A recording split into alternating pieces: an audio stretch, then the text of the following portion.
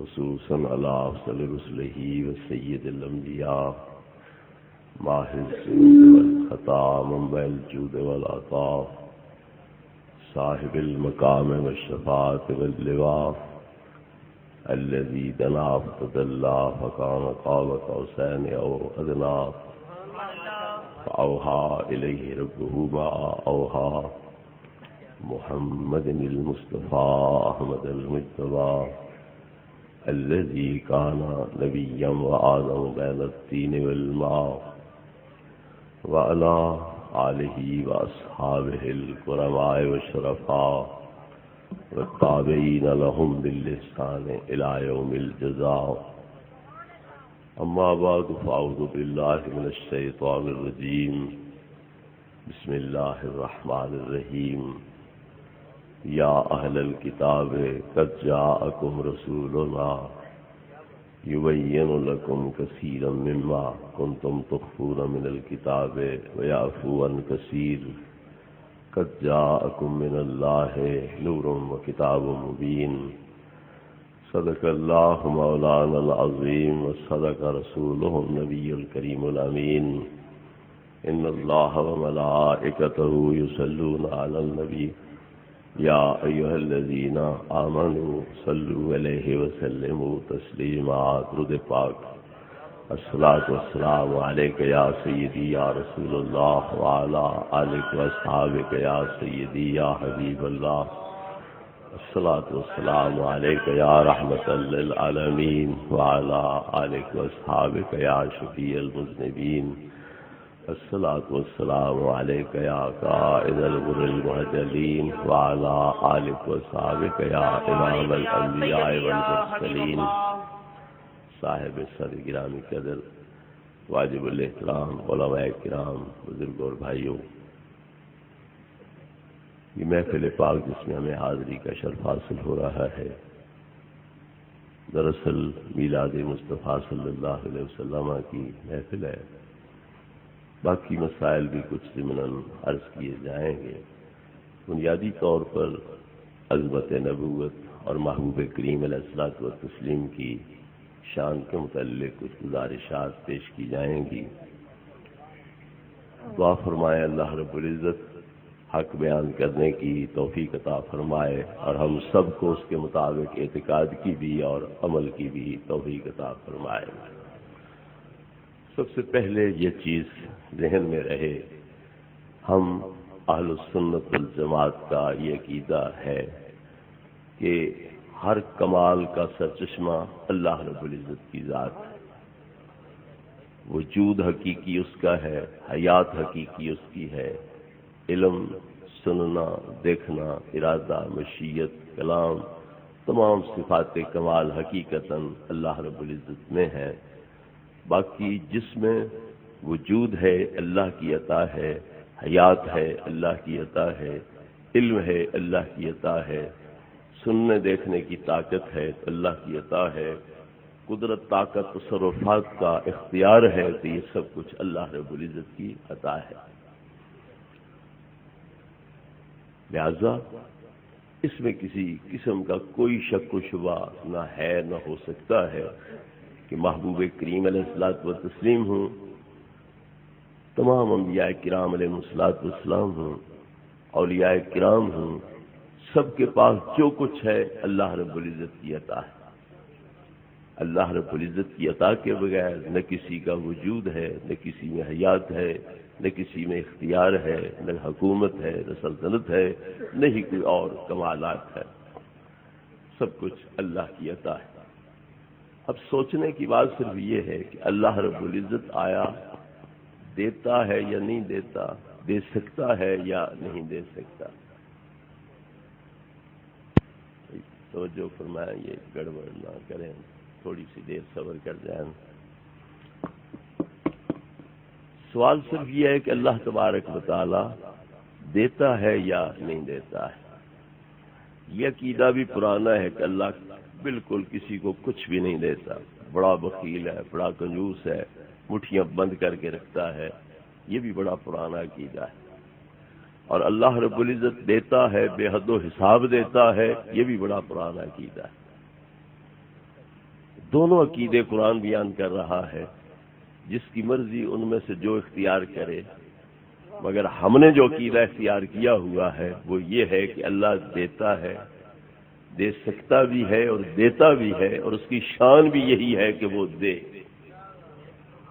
اور جو یہ عقیدہ رکھے اللہ کی اس پہ رحمتیں ہوتی ہیں، اور جو یہ عقیدہ رکھے کہ ہے تو اس کے پاس بڑا کچھ پر دیتا کسی کو کچھ نہیں، یہ وہ عقیدہ ہے کہ جو اسے اپنائے اس پر اللہ کی لعنت ہوتی۔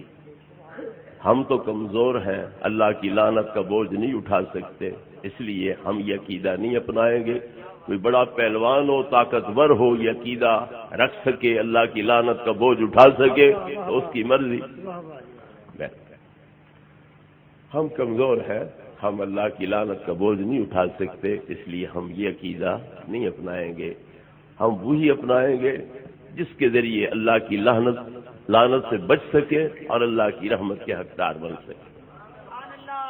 اللہ رب العزت فرماتا ہے قالت الیہود ید اللہ مغلولہ، یہودیوں نے کہا کہ اللہ مٹھیاں بند کر کے رکھتا ہے، ہاتھ کھلے اس کے نہیں ہیں، سخاوت نہیں کرتا ہے، جود و نوال کا مظاہرہ نہیں کرتا ہے، بڑی کنجوسی بخیلی کا مظاہرہ کرتا ہے، دیتا کسی کو کچھ نہیں۔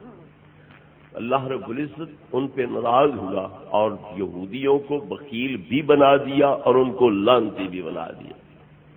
فرمایا غلت ایدیہم ولعنوا بما قالوا، بخیل وہ بنے، کنجوس وہ بنے، میں کیوں بنوں؟ اور میں نے اس قول کی وجہ سے ان کو لعنتی بنا دیا۔ اب یہ عقیدہ ہمارے بارے میں ہے۔ خود اللہ رب العزت نے اپنی شان کیا بیان فرمائی، بل یداہ مبسوطتان ینفق کیف یشاء، میرے دونوں ہاتھ کھلے ہیں، کشادہ ہے، اور میں جیسے چاہتا ہوں خرچ کرتا رہتا ہوں۔ مجھے کیوں بخیل کہا گیا ہے؟ میں صرف ایک ہاتھ سے نہیں دیتا، دونوں ہاتھوں سے دیتا ہوں۔ بل یداہ مبسوطتان، دونوں ہاتھ کھلے ہیں، کبھی مٹھی بند ہوئی کوئی نہیں۔ علماء حضرات تشریف فرما ہے یداہ مبسوطتان جملہ اسمیہ ہے جو تمام استمرار پہ دلالت کرتا ہے، تو مطلب کیا ہوا؟ ہمیشہ کے لیے میرے دونوں ہاتھ کھلے ہیں، ینفق کیف یشاء، جیسے چاہتا ہوں میں خرچ کرتا رہتا ہوں۔ مجھے کوئی خطرہ نہیں کہ میرے خزانے ختم ہو جائیں گے، پیچھے کوئی کمی واقع ہو جائے گی، لا محدود خزانوں کا مالک ہوں، اس لیے ہر وقت خرچ کرتا رہتا ہوں اور دونوں ہاتھوں سے خرچ کرتا رہتا ہوں۔ اور محبوب کریم علیہ الصلوۃ والتسلیم کو فرمایا، بھائی ترس کر اسپیکر والے ہمارے حال پہ یہ بڑک نہ دکھلائی کر،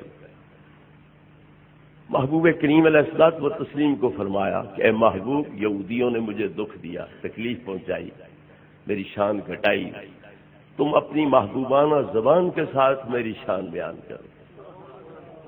ظاہر ہے محبوب کریم علیہ الصلوۃ والتسلیم اپنی طرف سے تو کہتے کچھ نہیں، زبان ان کی ہوتی ہے، کلام اللہ کا ہوتا ہے، اس لیے عرض کیا کہ کلام تیرا ہو جائے، زبان میری ہو جائے، تو کلام نازل کر دے، میں بیان کر دوں گا۔ اللہ نے کیا فرمایا؟ قل اللہم مالک الملک تؤتی الملک من تشاء وتنزع الملک ممن تشاء، محبوب اس طرح کہو کہ اے اللہ، ملک کا مالک تو ہے، زمین ملک تیرا ہے، جنت ملک تیرا ہے، آسمان ملک تیرا ہے، سارا ملک تیرا ہے، تو بلا شرکت غیر اس ملک کا واحد مالک ہے، شہنشاہ ہے، لیکن تؤتی الملک من تشاء، جسے چاہتا ہے یہ ملک عطا بھی کر دیتا ہے۔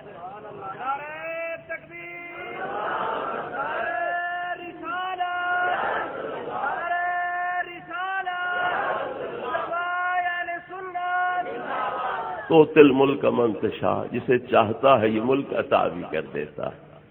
تو یہ اللہ نے اپنی شان اپنے محبوب کی زبان حق ترجمان سے بیان کروائی کہ تم اس طرح کہو کہ اے اللہ، ملک کا مالک تو ہے اور جسے چاہے تو یہ ملک عطا بھی کرتا رہتا ہے۔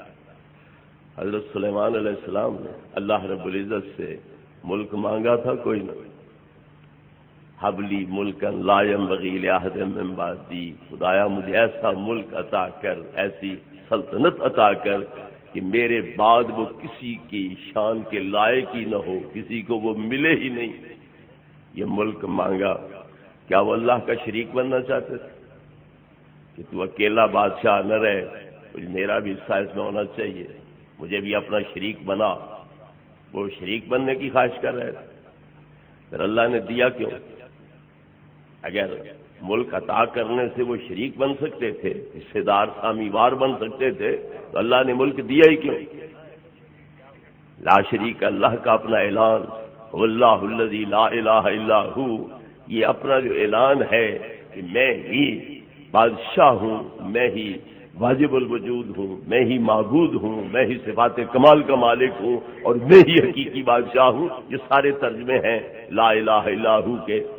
کبھی وقت ہوا تو پھر عرض کروں گا۔ تو اللہ تبارک و تعالیٰ نے کیوں ان کو یہ بادشاہی عطا کی؟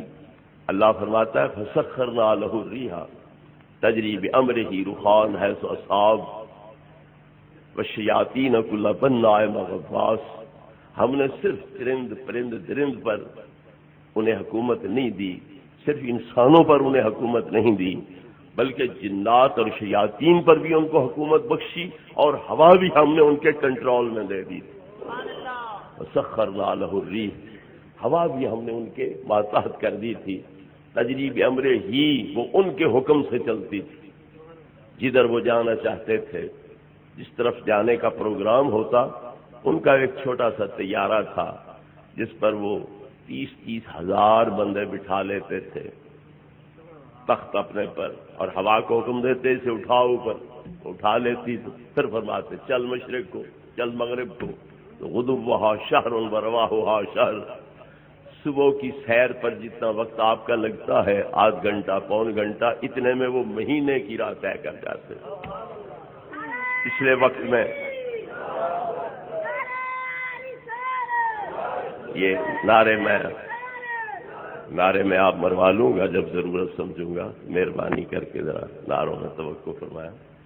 میری مجبوری یہ ہوتی ہے کہ جا کے سبق بھی پڑھانے ہیں، پھر تقریر بھی کرنی ہے، دن کو بھی رات کو بھی، اور سبق بھی ساتھ ساتھ چلتے ہیں، اور یہ سفر بھی مزید بڑا ہے۔ دعا ہی فرمایا کریں کہ اللہ رب العزت یہ توفیق دیے رکھے، ورنہ ظاہری صورتحال جو ہے یہ بڑی مشکل ترین ہے۔ بہرحال اللہ تبارک و تعالیٰ نے ہوا ان کے ماتحت کر دی تھی، تو تخت ان کا ہوا پہ اڑتا تھا، اور وہ فوج اس پہ بٹھا کے جہاں چاہتے تھے حملہ آور ہو جاتے تھے۔ تو وہ پٹرول تیل پہ نہیں، طیارہ ان کا چلتا تھا، وہ اسی ہوا پہ چلتا تھا، اور اوپر پرندے سایہ پگن ہوتے تھے۔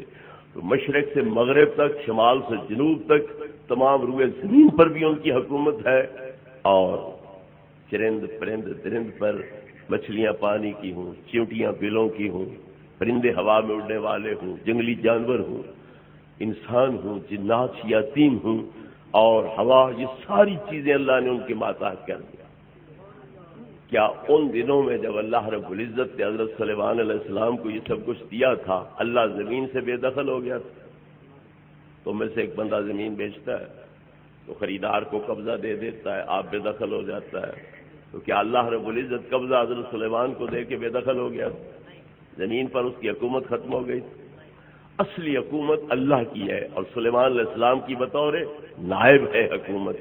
اگر گورنر صوبے میں حکمران بھی ہے مگر صدر کے اختیارات سے باہر نہیں ہوتا، حکومت سے باہر نہیں ہوتا، اسی طرح اللہ مالک الملک کے اقتدار اور اختیار میں حضرت سلیمان کی بادشاہی کو خلل نہیں۔ کیوں؟ حضرت سلیمان کی جو بھی بادشاہی ہے یہ اللہ کی نیابت اور خلافت کے طور پر ہے، نہ کہ اللہ کے مقابلے کے طور پر ہے۔ اللہ کی رامی حضرت سلیمان علیہ السلام کو اللہ رب العزت نے یہ حکومت اور سلطنت عطا فرمائی۔ قرآن گواہی دے رہا ہے، تو پتہ چلا اللہ رب العزت دیتا رہتا ہے اور بڑا کچھ دیتا رہتا ہے۔ اگر حضرت سلیمان علیہ السلام پہ اتنی مہربانی فرمائی ہے تو پھر جس محبوب کی خاطر پوری کائنات بنائی ہے اس کے لیے اللہ رب العزت کی طرف سے کتنی بادشاہی ہوگی۔ محبوب کو عرش کی چوٹی پہ کھڑا کر کے فرمایا انا و انتا و ما سوا کا خلقت لاجلک، محبوب میرا مقصود تیری ذات ہے جس طرح کہ تیرا مقصود میری ذات ہے، اور جو تیرے قدموں کے نیچے ہے سب تمہارے حوالے ہے۔ محبوب کریم علیہ الصلوۃ والتسلیم فرماتے ہیں میرے 4 وزیر ہیں، 2 زمین میں 2 آسمانوں میں۔ زمینوں کے وزیر حضرت ابو بکر صدیق، حضرت عمر فاروق رضی اللہ عنہما ہے، اور آسمانوں کے وزیر حضرت جبرائیل اور حضرت میکائیل ہے۔ اگر نبی پاک کی حکومت آسمانوں میں کوئی نہیں تو آپ کے وزیر آسمانوں میں کیسے آ گئے؟ آپ کے پاکستان والے حکمرانوں کے وزیر افغانستان میں ہیں، ایران میں ہیں، ہندوستان میں ہیں۔ جہاں تک بادشاہی ہے وزیر بھی وہاں اندر اندر ہوں گے نا، دوسرے ملکوں میں تو وزیر نہیں ہو سکتے۔ اگر آسمانوں کا ملک نبی کریم علیہ الصلوۃ والتسلیم کا ملک نہیں ہے تو آپ کے وزیر آسمانوں میں کیوں ہیں؟ اور جو وزیر ہوتا ہے وہ بادشاہ کی رعیت ہوتا ہے، تو پھر ماننا پڑے گا کہ جبریل فرشتوں کا سردار اور وہ بھی نبی پاک کی رعیت ہے، میکائیل جو سب کا روزی رسا ہے فرشتوں کا سردار ہے اور وہ بھی نبی کریم علیہ الصلوۃ والتسلیم کی رعیت ہے۔ اور محبوب پاک کی بادشاہی اللہ کی عطا سے روئے زمین کو بھی محیط ہے اور پورے آسمانوں کو بھی محیط ہے۔ امام غزالی علیہ رحمت سے مسئلہ پوچھا گیا کہ محبوب کریم علیہ الصلوۃ والتسلیم نے اپنی ظاہری حیات پاک میں فلسطین کے علاقے کی جاگیریں صحابہ کرام علیہم رضوان کو دے دی تھی، حالانکہ فلسطین ابھی فتح نہیں ہوا تھا۔ وہ فتح ہوا آ کر حضرت عمر فاروق رضی اللہ عنہ کے دور خلافت میں۔ تو جب فتح ہوا تو آپ ظاہری طور پر موجود نہیں، اور جب آپ جاگیریں دے رہے ہیں تو وہاں آپ کی حکومت کوئی نہیں، تو کیا پچھلا حکمران وہ جاگیریں انہیں نہ دے جن کے نام نبی پاک نے کی ہیں، اوروں کو دے دے؟ یہ جائز ہے؟ یہ مسئلہ پوچھا گیا۔ امام غزالی کیا فرماتے ہیں؟ نہیں، جن کے نام نبی پاک کر گئے انہی کی ہیں، اور کسی کو نہیں دی جا سکتی، تبدیلی نہیں ہو سکتی۔ کیوں؟ جو نبی زمین پہ بیٹھ کے جنت تقسیم کر سکتا ہے وہ زمین پہ بیٹھ کے زمین کیوں نہیں تقسیم کر سکتا؟ مسلم شریف کی حدیث ہے، محبوب کریم علیہ السلام کے غلام حضرت ربیعہ بن کعب اسلمی رضی اللہ عنہ رات دن کمر بستہ خدمت کے لیے حاضر ہے۔ وہ سوتے تھے تو سرکار کے حجرہ پاک کی جو چوکھٹ ہے اس کو سرہانہ بنا کے سوتے، روئی کے گدے تک یہ نہیں استعمال کرتے گہری نیند نہ آ جائے اور میں نبی پاک کی خدمت سے محروم نہ رہ جاؤں۔ وہ چوکھٹ کو سرہانہ تکیہ بنا کے لیٹتے ہیں۔ جب سرکار جاگیں تہجد کے لیے فوراً حاضر خدمت، تو جب سرکار اٹھے آدھی رات کے بعد یہ فوراً خدمت کے لیے حاضر، تو سرکار کو ان کی یہ ادائے نیاز بڑی پسند آ گئی، دریائے کرم جوش میں آ گیا اور فرمایا سل جو مانگنا ہے مانگ، سل جو مانگنا ہے مجھ سے مانگ۔ محبوب کریم علیہ الصلوۃ والتسلیم نے کھلی چھٹی دے دی، جو مانگنا ہے دنیا سے آخرت سے، جو بھی اس جہان سے مانگنا ہے اگلے جہان سے مانگنا ہے، جو بھی مانگنا ہے مجھ سے مانگ۔ صحابی کا بڑا پیارا انتخاب ہے، وہ کیا کرتے ہیں؟ اسالو کا مرافقتک فی الجنہ، یا رسول اللہ میں آپ سے یہ مانگتا ہوں کہ جس طرح یہاں قدموں میں جگہ دے رکھی ہے جنت کے اندر بھی اپنے قدموں میں جگہ عطا کرے۔ کتنا اعلیٰ انتخاب ہے۔ نبی پاک والی جنت مانگ رہے ہیں، خاتمہ ایمان پر نہ ہو تو جنت مل سکتی، تو خاتمہ ایمان پر ہو اس کی ضمانت بھی مانگ رہے ہیں، جنت کی ضمانت بھی مانگ رہے ہیں، اور جنت بھی وہ مانگ رہے ہیں جو کسی اور نبی کے حصے میں نہیں آئے گی۔ نبی سارے نبی پاک والی جنت میں داخل ہوں گے یا اپنی اپنی علیحدہ جنتیں ہوں گی؟ علیحدہ ہوں گی۔ نبی پاک کی جنت سب سے عرفہ اعلیٰ شان والی ہوگی۔ تو پھر جہاں مالک رہتا ہے، جہاں آقا رہتا ہے، جہاں مخدوم رہتا ہے وہیں خادم رہتا ہے، نوکر اسی کوٹھی پہ رہے گا جس پہ سردار رہے گا۔ تو پھر جب یہ نبی پاک کی نوکری میں قدموں میں جا مانگ رہے ہیں تو جس اعلیٰ ترین جنت کے اندر نبیوں کا سردار رہے گا اسی کوٹھی کے اندر یہ نبی پاک کا غلام بھی رہے گا۔ اسالو کا مرافقتک فی الجنہ، میں آپ سے یہ مانگتا ہوں کہ مجھے جنت میں اپنی رفاقت عطا کریں، اپنی سنگت عطا کریں، اپنے قدموں میں جگہ عطا کریں۔ میرے بھائیو، صحابی کو اگر یہ پتہ ہوتا، صحابی کا یہ عقیدہ ہوتا کہ نبی کو تو اپنے انجام کا بھی پتہ کوئی نہیں، تو وہ صحابی نبی پاک سے مانگتا یہ کہ مجھے اپنے قدموں میں جنت کے اندر جگہ دو۔ کچھ وہ بھی ہے، مجھے نام لینے کی ضرورت نہیں، پولیس والوں کو پتہ چلے کہ فلاں جگہ سے علوی صاحب کی تقریر ہے تو وہ کہتے ہیں امن ہی رہے گا، لہذا کوئی دخل دینے کی وہاں گنجائش نہیں ہے۔ اس لیے میں خواہ کسی کا نام لے کر فضا کو خراب نہیں کرنا چاہتا، سمجھنے والے سمجھ لیں گے۔ مزید تحقیق کرنی ہوگی تو حضرات علماء یہاں موجود ہیں، ان سے پوچھ لینا کہ یہ کس بندے کی عبارت تھی جو دہلوی پیش کر گیا۔ تو حضرت ربیعہ ابن کعب اسلمی عرض کرتے ہیں کہ میں آپ سے مانگتا ہوں کہ آپ جنت میں مجھے اپنے قدموں میں جگہ دے دیں۔ اگر صحابی کا عقیدہ یہ ہوتا کہ میرے نبی کو تو اپنے انجام کا پتہ ہی کوئی نہیں، میرے نبی کو تو اپنے انجام کا پتہ نہیں ہے، وہ نبی ہو کر نہیں جانتے کہ میرا انجام کیا ہے، اگر صحابی کا عقیدہ یہی ہوتا جو تقویۃ الایمان کہتی ہے، تو پھر وہ کیوں کہتا کہ اسالک کا مرافقتک فی الجنہ، میں آپ سے یہ سوال کرتا ہوں کہ مجھے جنت میں اپنے قدموں میں جگہ عطا کر۔ اس سے پتہ چلا کہ صحابہ کی توحید اور ہے، یہ پچھلے لوگوں کی توحید اور ہے۔ یہ توحید نہیں ہے، یہ توہین رسالت ہے جس کو نام توحید کا دے دیا گیا ہے۔ ورنہ میرے بزرگوں ایک سیدھی سی بات ہے کہ استاد کا شاگرد کامل ہو تو استاد کی عزت کم ہوتی ہے یہ بڑھتی ہے؟ اگر پیر کا مرید کامل ہو تو اس پیر کی عزت بڑھے گی یا گھٹے گی؟ اگر نبی کے امتی کامل ہوں تو نبی کی عزت بڑھے گی یا ختم ہوگی؟ تو پھر اللہ کے نبیوں کے اگر کمال زیادہ ظاہر ہوں تو اللہ کی شان کم ہوگی یا کھل کے سامنے آئے گی کہ جس کے بندوں کی شان یہ ہے ان کے خالق خدا کی شان کیا ہوگی؟ کافر کہتے ہیں میں یحیی العظام وہی رمیم، یہ گلی سڑی ہڈیاں جو اٹا بن چکی ہے کون زندہ کر سکتا ہے قرآن میں کوئی؟ سورۃ یاسین میں ہے کہ نہیں؟ کافر کہتے ہیں من یحیی العظام وہی رمیم، کون گلی سڑی ہڈیوں کو زندہ کرتا ہے؟ غلط ہے، مردے زندہ ہوں گے، قیامت قائم ہوگی، حساب کتاب ہوگا، بالکل غلط ہے، جھوٹ ہے۔ اللہ نے بھی بڑا پیارا جواب دیا اپنے طور پر بھی کہ جس نے ابتدا میں پیدا کر لی تھی وہ دوبارہ لوٹا نہیں سکتا۔ جس خدا نے ابتدا میں یہ ہڈیاں پیدا کر لی ہیں وہ دوبارہ لوٹا نہیں سکتا۔ اب تو اجزاء بکھر گئے نا، اتنا ہی ہوا نا، اجزاء ہیں تو صحیح نا، صرف بکھر گئے ہیں۔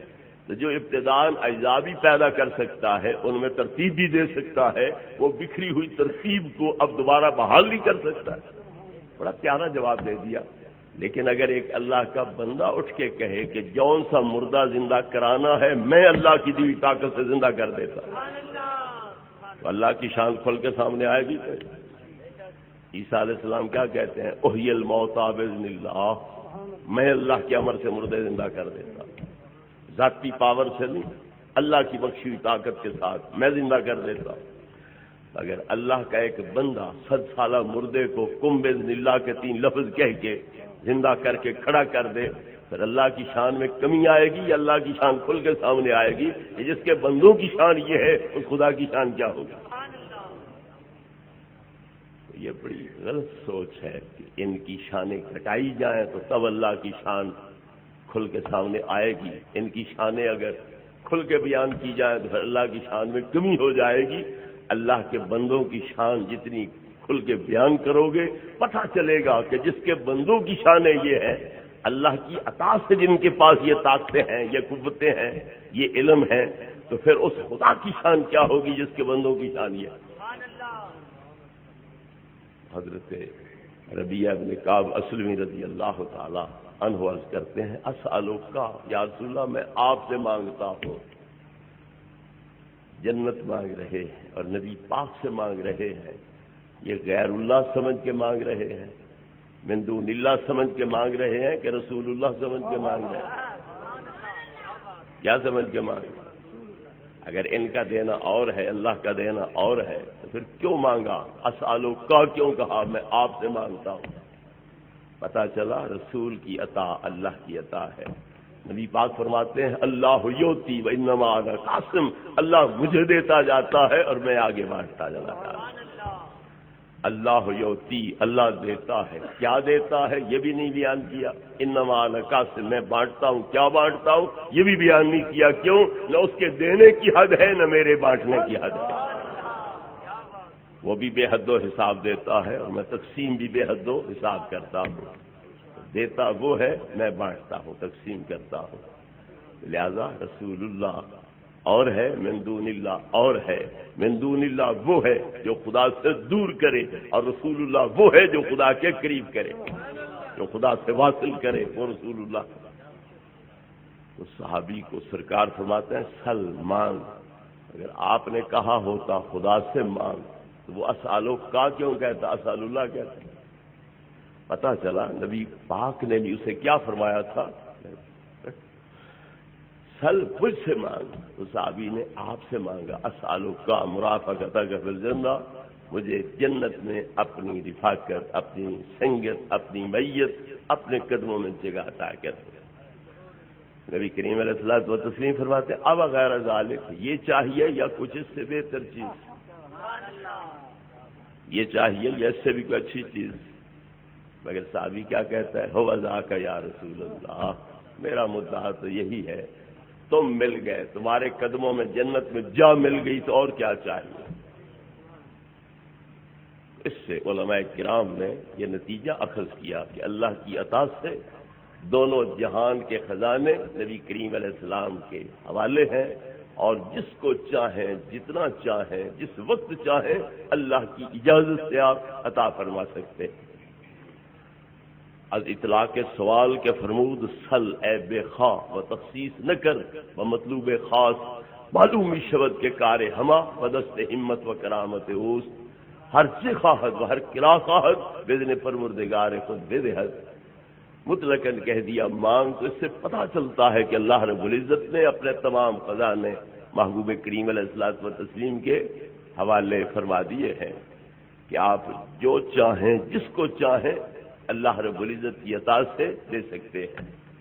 یہی علی قاری علیہ رحمت نے مرکات شرح مشکات میں فرمایا، یوخذ من ھذا الاطلاق ان اللہ مکنہ من اعطاء ما اراد من خزائنہ ومن سمعت ذلك ائمتنا من خصائصہ صلی اللہ علیہ وسلم انہ یؤتی من شاء ما شاء، کہ اللہ تبارک و تعالی نے اپنے خزانے یار کے حوالے کر رکھے ہیں اور وہ جس کو چاہیں، جتنا چاہیں عطا کر دیتے ہیں۔ محبوب کریم علیہ السلام فرماتے ہیں اوتی تو بے مفاتیح خزائن الارض، مجھے زمین کے خزانوں کی چابیاں دے دی گئی۔ اوتی تو بے مقالید دنیا، مجھے دنیا کے خزانوں کی چابیاں اللہ کی طرف سے دے دی گئی ہیں۔ اور سرکار فرماتے ہیں المفاتیح والکرامت یومئذ بیدی، قیامت کے دن اگلے جہان کے خزانوں کی چابیاں بھی میرے ہاتھ میں ہوں گی اور اس سے ساری بھی وہاں میرے ہاتھ میں ہوں گی۔ تو پتہ چلا کہ سلیمان علیہ السلام کو اس جہان کی اور اس زمین کی حکومت دی، چرند پرندرند کی، انسانوں اور شیطانوں جنوں پر، ہوا پر، مگر محبوب پاک کے لیے تحت الثری سے عرش اعلیٰ تک کی ساری کائنات جو ہے اس کی حکومت بھی عطا فرما دی، خزانے بھی عطا فرما دی۔ مگر ہمیں یہ فکر کوئی نہیں کہ اللہ کا کچھ بچا کہ کچھ نہ بچا، کسی اور کو فکر ہو اللہ کی، کہیں فضول خرچی تو نہیں کر بیٹھا، سب کچھ دے تو نہیں بیٹھا، کسی اور کو فکر ہو تو ہو، ہمیں کوئی نہیں۔ کیوں؟ اس کے خزانوں کی حد ہی کوئی نہیں ہے۔ ختم اس کے ہوں جس کے خزانے محدود ہوں۔ جس لاٹا تمہارا غائب ہو گیا کیونکہ محدود گندم تھی، ختم ہو گئی، تو محدود چیزیں ہوں تو ختم ہو سکتی ہیں، جس کی حد ہی کوئی نہ ہو وہ ختم کیسے ہوگی؟ لہذا بنیادی چیز صرف اتنی ہے کہ اللہ دے سکتا ہے یا نہیں، دیتا ہے یا نہیں دیتا ہے۔ ہمارا عقیدہ یہ ہے دے سکتا بھی ہے، دیتا رہتا بھی ہے، اور محبوب کریم علیہ السلام کو اتنا دیا ہے اس نے کہ اور کسی کو اتنا نہیں دیا۔ ایک تھوڑی سی بات اور، لمبا تو ہو جائے گا مضمون، لیکن بہرحال یار زندہ صحبت باقی، پتہ نہیں پھر کب اتفاق ہو۔ ایک بندے کے پاس چیز ہے، وہ دوسرے کو نہیں جو دیتا تو اس کی 3 وجہ ہوتی ہیں، یا دے سکتا ہی نہیں، یا اگلا لے نہیں سکتا، اہل اس کا نہیں ہے کہ اسے وہ چیز دی جائے، یا یہ دے بھی سکتا ہے، وہ لے بھی سکتا ہے، پر اس سے پیارا کوئی اور ہے، اس کے لیے یہ بچا کے بیٹھا ہے۔ ایک بندہ بڑا خوبصورت ہو، اس کا بیٹا بڑا بدصورت ہو، بد شکل ہو، یہ کہے اب میری قبر میں ٹانگے ہیں، میں تو دنیا سے جا رہا ہوں، تو میں اپنا حسن بیٹے کو دے دوں، دے سکتا ہے۔ ایک بندہ آپ بڑا دانا ہے، بڑا عقل مند ہے، بیٹا اس کا بڑا بے وقوف ہے، اب وہ چاہے کہ میں اپنی عقل اسے دے دوں، اپنی سمجھ اسے دے دوں، دے سکتا ہے۔ تو اس لیے نہیں حسن دے رہا، اس لیے نہیں عقل دے رہا کہ دے سکتا ہی نہیں۔ جب وہ لے نہیں سکتا، لینے کا اہل نہیں ہے، تم زہر کی ڈلی لیے بیٹھے ہو، چھوٹا نادان معصوم بچہ تم سے مانگتا ہے، روتا ہے، زاریاں کرتا ہے، تم اسے دے دو گے زہر؟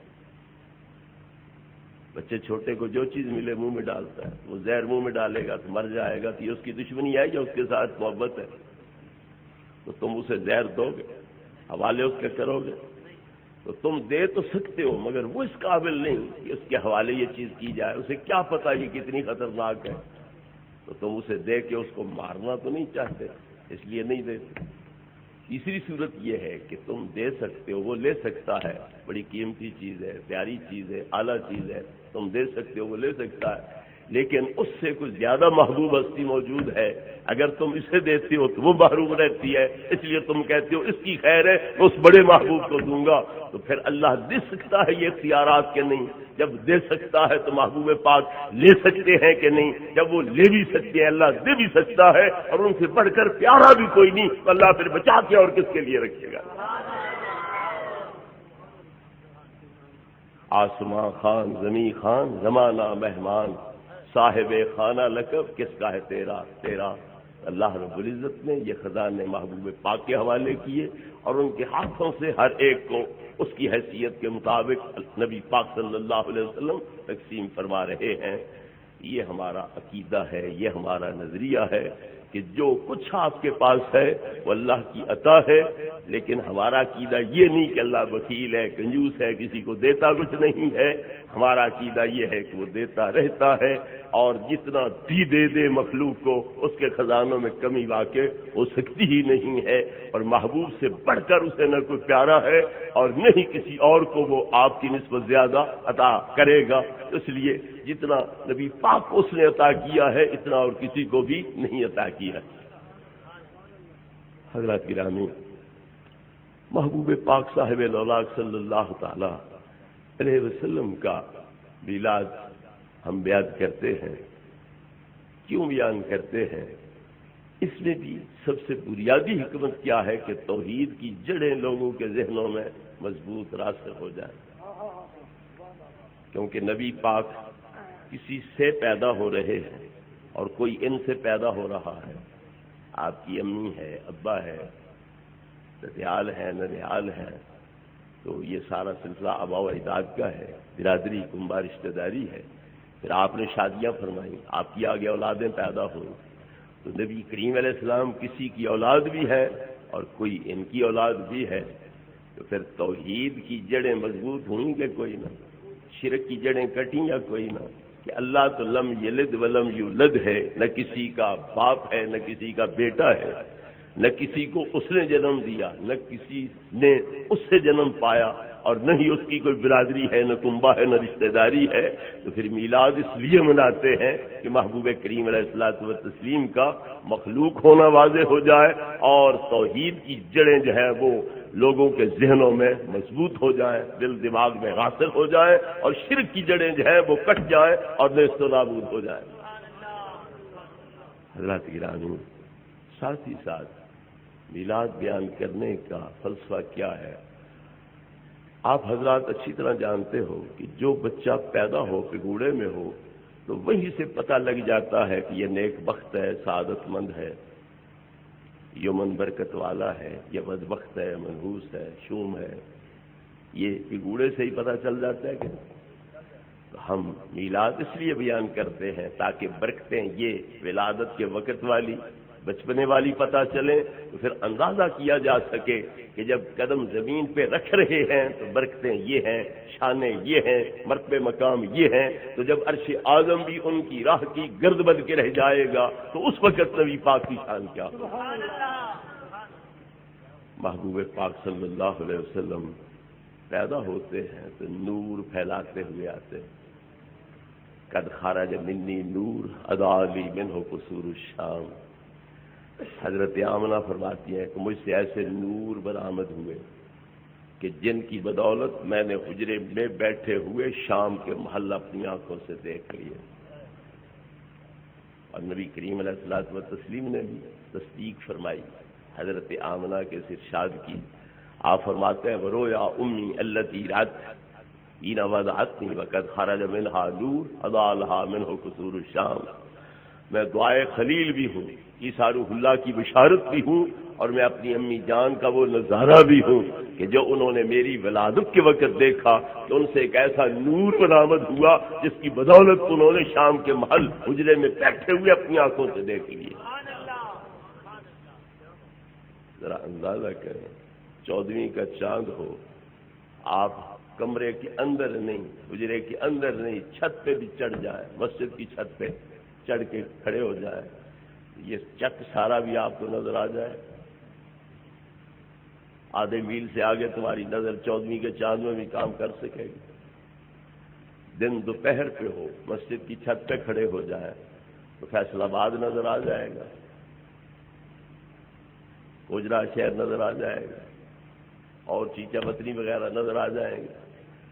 دوپہر ہے، چھت پہ کھڑے ہو، مگر آمنہ پاک حجرے کے اندر ہے، پاؤں پھٹنے کا وقت ہے، اور نبی پاک کے نور کی برکت سے ان کی نگاہیں ایسی تیز ہو گئی ہیں، ایسی نورانی ہو گئی ہیں کہ نہ حجرے کی دیواریں رکاوٹ ہیں، نہ محلے کی دیواریں رکاوٹ ہیں، نہ شمال کی جانب ہی شام ہے اور شمال کی جانب ہی مکے میں کتنا اونچا پہاڑ موجود ہے، نہ وہ پہاڑ رکاوٹ ہے، نہ سینکڑوں میل آگے جنگلات، ٹیلے، پہاڑ وہ رکاوٹ ہے۔ تو جس نبی کے نور کے عکسوں پر تو سے حضرت آمنہ کی نگاہ اتنی تیز ہو رہی ہے، اس نبی کی اپنی نگاہ کتنی تیز ہوگی، اور وہ نور آپ دیکھنے والا ہوگا تو کہاں تک دیکھے گا۔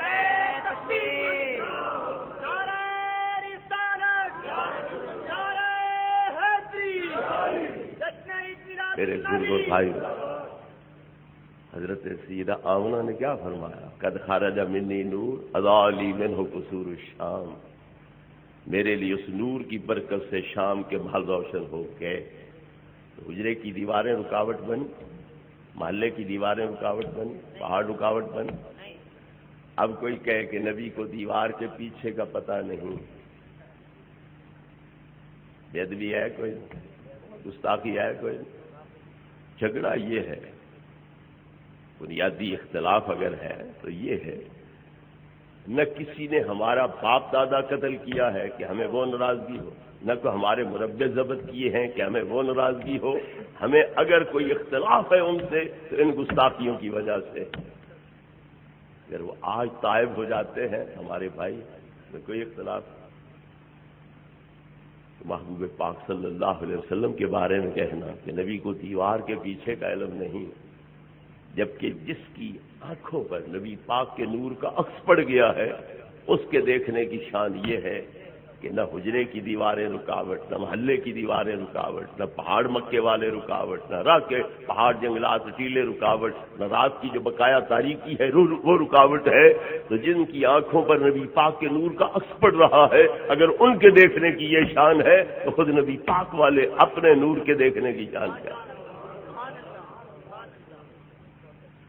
اسی طرح کہا جاتا ہے کہ نبی بشری تو ہے، وہ بڑے بھائی، ہم چھوٹے بھائی، ان کے سر پہ نمبرداری والی پگ آ گئی، نبوت والی، ہمارے سر پہ وہ پگ نہیں ہے، وہ ہمارے بھائی ہے، وہ بڑے بھائی ہو گئے، ہم چھوٹے بھائی ہو گئے۔ تو جو ہے نبی بھائی ہیں ہمارے، تو بھائی اگر نبی ہمارے بنتے ہیں تو باپ کون بنتا ہے؟ جو دو بندے آپس میں بھائی ہوں تو کوئی باپ یا ماں ایک ہونا چاہیے، کوئی نہیں۔ باپ ماں ایک ہوئے بغیر بھائی بن سکتا ہے؟ تو نبی اور ہم ہو گئے بھائی بھائی، تو باپ کس کو بنائے؟ کوئی ہے خیال، کوئی تجویز ہے؟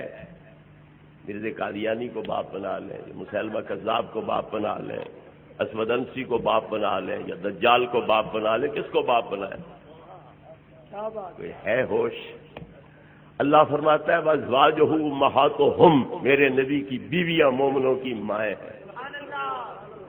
تو جس ہستی کی بیویاں ہماری مائیں ہیں وہ ہمارے باپ ہوں گے یا ہمارے بھائی ہوں گے؟ یہ بھائی کی بیوی ماں ہوتی ہے یا باپ کی بیوی ماں ہوتی ہے؟ تو قرآن کہہ رہا ہے نبی تمہارے روحانی باپ ہیں، تم ان کی روحانی اولاد ہو، لہذا نبی پاک صلی اللہ علیہ وسلم ہمارے روحانی باپ ہیں، آپ کی بیویاں ہماری روحانی مائیں ہیں، ہم امتی آپس میں بھائی بھائی ہیں۔ اب تو رشتہ ہو گیا ٹھیک، لیکن اگر نبی اور ہم بھائی ہیں تو باپ تلاش کرو، کون باپ؟ ہمیں تو باپ تلاش کرنے کی ضرورت نہیں، ہمارا باپ تو نبی پاک۔ آپ کی بیویاں ہماری مائیں ہیں، جو نبی کو بھائی کہتے ہیں وہ ہمیں بتلائیں، مہینہ مہلت لیں، سال مہلت لیں، 100 سال مہلت لیں، قیامت تک مہلت لیں، وہ ہمیں بتلائیں ان کا باپ کون۔ میرے بزرگ اور بھائیوں، محبوب کریم علیہ الصلوۃ والتسلیم بشر ہے، ٹھیک ہے شکل بشری ہے، مگر تو پیدا ہوا تو نور نکلا، میں پیدا ہوا نور نکلا۔ پورے اس علاقے میں جتنے لوگ پیدا ہوئے کبھی سنا کہ وہ پیدا ہوا فلاں ملک، فلاں ماہر، فلاں خان، فلاں رانا، فلاں چودھری، فلاں صاحبزادہ، فلاں مولوی، فلاں پیر، بڑا نور نکلا؟ ہے کوئی؟ کانوں میں یہ آواز پہنچی تو پھر ماننا پڑے گا کہ نبی اور بشر ہے، ہم اور بشر۔ وہاں نور ظاہر ہو رہا ہے، اور نور بھی ایسا کہ نہ 14ویں کا چاند اس کی برابری کر سکے، نہ دوپہر کا سورج اس نور کی برابری کر سکے۔ نور بھی ایسا ظاہر ہو رہا ہے۔ عجیب بات ہے، لوگ کہتے ہیں نور بشر تو اکٹھے ہو ہی نہیں سکتے۔ یہ سنیوں نے عجیب کھچڑی بنا رکھی ہے، نبی نور بھی ہیں بشر بھی ہیں، نور بشر تو اکٹھے ہو ہی نہیں سکتے۔ یہ ہماری آنکھوں میں نور ہے کہ کوئی؟ دو نور ہیں کہ ایک ہی ہے؟ دو آنکھیں ہیں، دو نور ہیں۔ یہ آنکھ ہماری بشریت کی جو حصہ ہے، کوئی نور ہے کہ کوئی؟ عجیب ظلم ہے، زیادتی ہے کہ اپنی دونوں آنکھوں میں دو نور لیے بھی بیٹھے ہیں، اور دعویٰ کیا ہے کہ نور بشر اکٹھے ہو ہی نہیں سکتے۔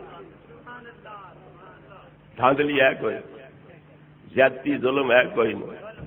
جب دو آنکھوں میں دو نور لیے بیٹھے ہو پھر دعویٰ کرو کہ نور بشر اکٹھے ہو ہی نہیں سکتے ہیں، اس سے بڑی دھاندلی کوئی ہو سکتی؟ میرے بھائیوں، چاند نور ہے کہ نہیں؟ کیا فرشتہ ہے یہ کہتے ہیں نور ہونا فرشتہ ہونا ایک چیز ہے، تو نبی فرشتہ مان لیا گیا ہے، نبی تو بشر ہے، قرآن کہہ رہا ہے بشر ہے۔ نبی کے لیے فرشتہ ہونا کمال نہیں ہے، جبریل جیسا فرشتہ نبی پاک کے در کا دربان ہے، میکائیل جیسا فرشتہ سب کا روزی رساں، وہ نبی پاک کا غلام ہے، امتی ہے، خادم ہے۔ فرشتہ ہونا کمال نہیں، پر نور ہونا کمال ہے۔ اللہ نور ہے کوئی نہ، اللہ نور ہے کوئی نہ، اللہ نور السماوات والارض، اللہ فرشتہ تو نہیں ہے مگر نور ہے، قرآن گواہی دے رہا ہے۔ والقمر نورا، چاند فرشتہ نہیں ہے لیکن نور تو ہے۔ تو نور ہونا اور چیز ہے، فرشتہ ہونا۔ ساون کا مہینہ آ رہا ہے، پہلے بھی کئی ساون تم دیکھ چکے ہو۔ کوئی تمہاری کھیتیوں میں کیڑا چمکتا ہے راتوں کو؟ کوئی نہیں چمکتا۔ یا کیا کہتے ہیں اسے؟ جگنو، نانا پنجابی لوگ کہتے ہیں۔ اس جگنو کے پیچھے کوئی آگ لگی ہوتی ہے کہ نور ہوتا ہے؟ نہیں، ہاتھ رکھ کے دیکھ لینا وہ جلتا ہے کہ نہیں، چیک کر لینا۔ تو نور پیچھے ہے کوئی؟ ایک خاکی کیڑا جس کی ماں نہ باپ، یہ نم زمین جو نم والی ہو اس سے پیدا ہوتا ہے، اس کی ماں باپ کوئی نہیں ہے، تو ایک خاکی کیڑا جس کی نہ ماں نہ باپ، اس میں نور ہو سکتا ہے۔ اور آج تک کسی مولوی نے اس پر مناظرہ نہیں کیا کہ جگنوں میں نور ہے کہ کوئی سنا آپ نے؟ کوئی مناظرہ ہوا، مباحثہ ہوا، کوئی جھگڑا ہوا ہو، نزاع ہوا ہو؟ کوئی کوئی مانتا ہے جگنوں میں نور ہے، خاکی کیڑے میں نور مانا جا سکتا ہے، کوئی اعتراض نہیں، مگر نبیوں کے نبی میں روایتیں موجود ہونے کے باوجود، قرآن کی آیتیں موجود ہونے کے باوجود نور نہیں مانا جا سکتا، اور مناظرے ہو رہے ہیں، جھگڑے چل رہے ہیں۔ جگنوں کے نور ہونے کا انکار کیوں نہیں کہ تو آپ دیکھ رہا ہے، نبی پاک کو تو نے آپ نہیں دیکھا، تو دیکھنے والوں سے ہی پوچھ لو کہ تم نے کیا دیکھا۔ نعرہ تکبیر، نعرہ رسالت، نعرہ حیدری، دیکھنے والوں سے پوچھ لو انہوں نے کیا دیکھا۔ علامہ سیالوی صاحب، امی جان کہتی ہیں خرج منی نور ادالی منہ قصور الشام، مجھ سے ایسا نور برآمد ہوا کہ میں نے حجرے میں بیٹھے شام کے محلہ کو سے دیکھ لی۔ آپ کی دائی شفا کہتی ہے کہ میرے ہاتھ پہ جب محبوب پاک آئے تو پورا جہان مجھ پہ روشن ہو گیا۔ میں نے 3 جھنڈے دنیا پہ لہراتے ہوئے دیکھے، ایک مشرق میں، ایک مغرب میں، اور ایک کعبے کی چھت پہ وہ جھنڈا لہراتا ہوا دیکھا۔ نبی کریم کے چچا جان حضرت عباس تبوک کی جنگ کے موقع پر جب بعض روایتوں کے مطابق لاکھ صحابی نبی کریم علیہ السلام کے ساتھ عرض کرتے ہیں، یا رسول اللہ صلی اللہ علیہ وسلم، میں نے آپ کی شان میں ایک قصیدہ لکھا ہے اور میں وہ سنانا چاہتا ہوں، پر اکیلے آپ کو نہیں، صحابہ کو حکم دو وہ بیٹھ جائیں، آپ صدر محفل بنو اور مجھے وہ قصیدہ سنانے کی اجازت دو۔ محبوب کریم علیہ الصلوۃ والتسلیم نے صحابہ کو حکم دیا، وہ بیٹھ گئے، آپ صدر محفل بنے اور چچا جان کو فرمایا، قل یا ام لا یخذ اللہ فاک، چچا اٹھو بیان کرو اللہ تمہارے منہ کو سلامت رکھے۔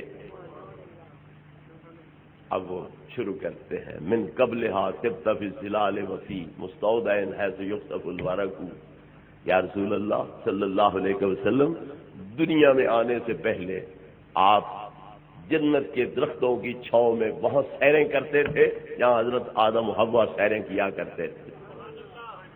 ثم حبت البلاد لا بشر انت ولا مضغۃ ولا علق، پھر آدم علیہ السلام کے ذریعے تم زمین پہ آ گئے نوری وجود کے ساتھ، نوری جوہر اور ایک عظیم سفید چمکتے موتی کی صورت جو ان کی پشت میں ودیت کیا گیا، آپ کا جوہر نور اس طرح پر زمین پہ آیا، تو یکے بعد دیگرے منتقل ہوتے ہوتے نوح علیہ السلام کی پشت میں پہنچا۔ جب وہ بیڑے پر سوار تھے نوح علیہ السلام، تو یا رسول اللہ تم بھی ان کے ساتھ اس بیڑے پر سوار تھے، اس بیڑے کے ناخدا اور ملا تم بنے ہوئے تھے اور اسے سلامتی کے ساتھ کنارے تم لگا رہے تھے۔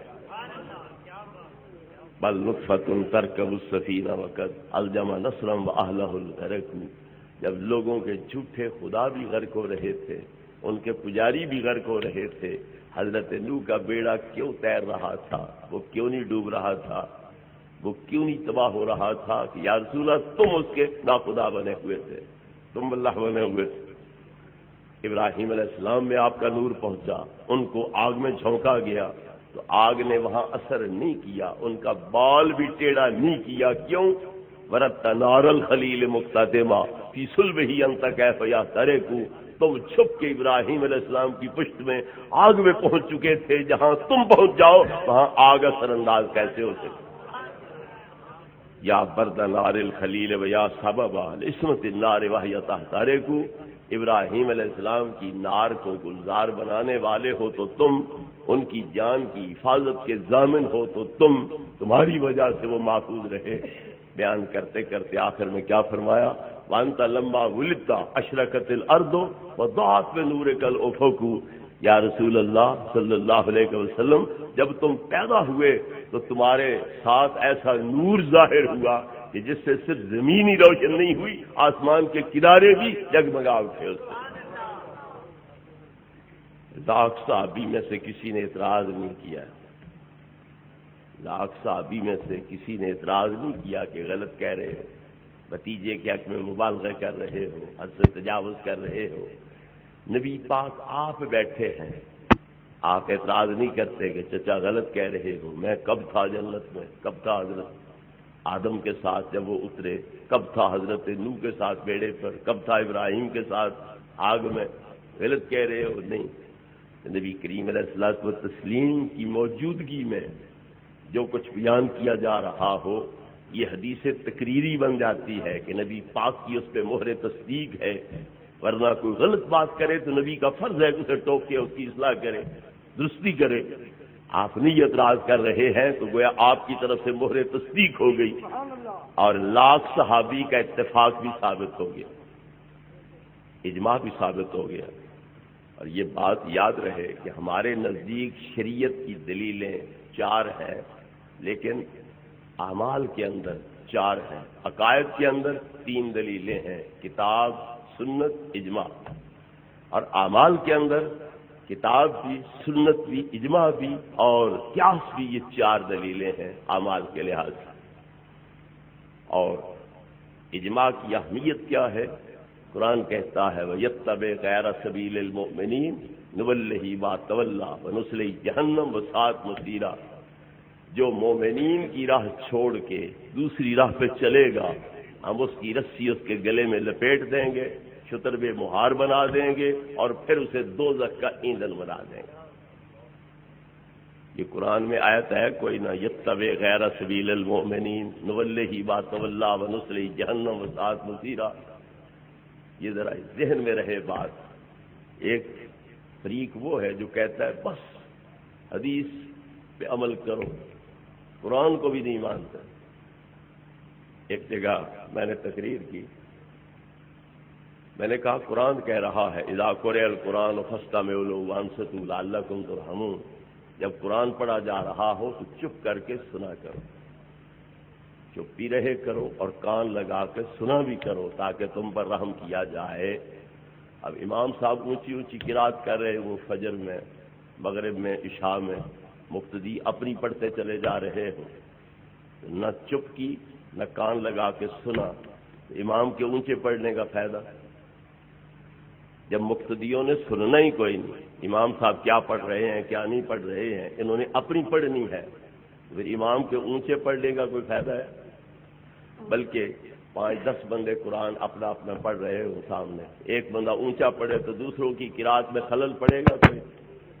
پھر امام اونچا پڑھے اور پچھلوں نے اپنی الحمد شریف پڑھنی ہے تو امام الٹا خلل ڈال رہا ہے، ان کی قرات میں کوئی نہیں ڈال رہا، پھر امام یہ اچھا کام کر رہا ہے۔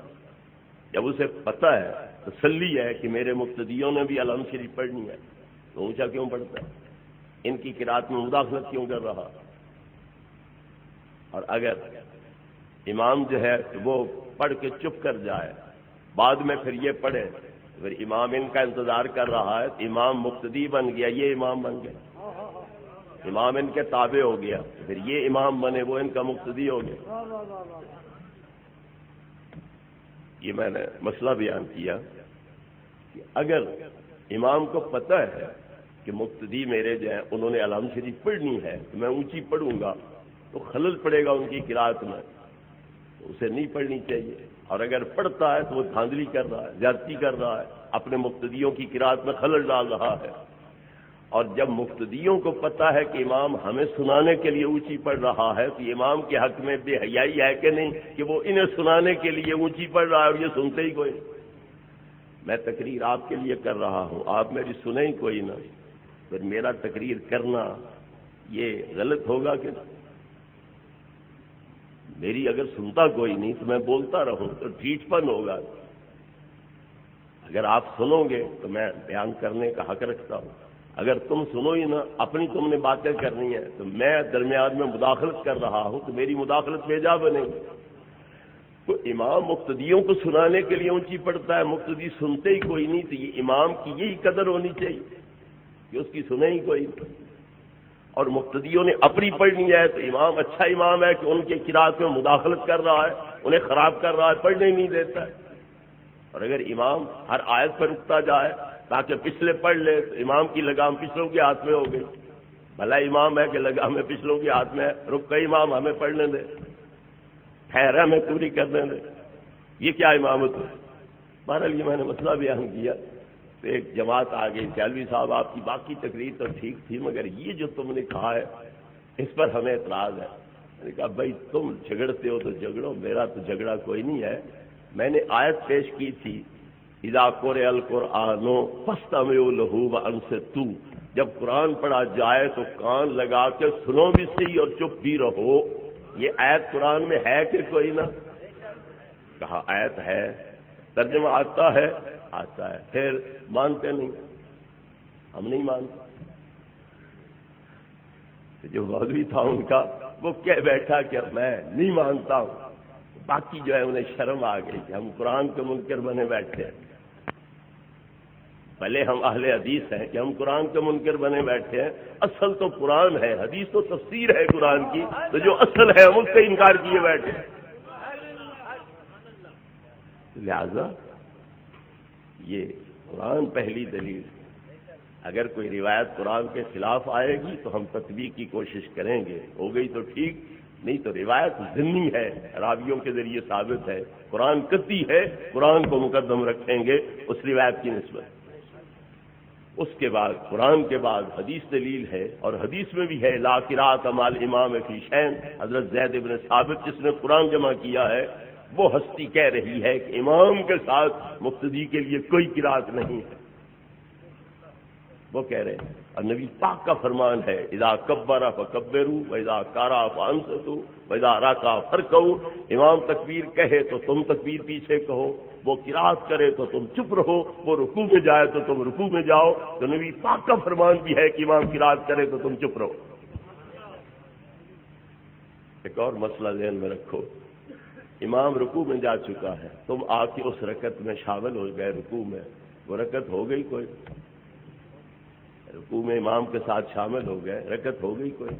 اور یہ حدیث پاک سے ثابت ہے کہ سجدے میں شامل ہو وہ تو رکعت نہ شمار کرو، رکوع میں آ کے امام کے ساتھ ملو تو اس رکعت کو شمار کر لو، وہ رکعت ہو گئی تمہاری۔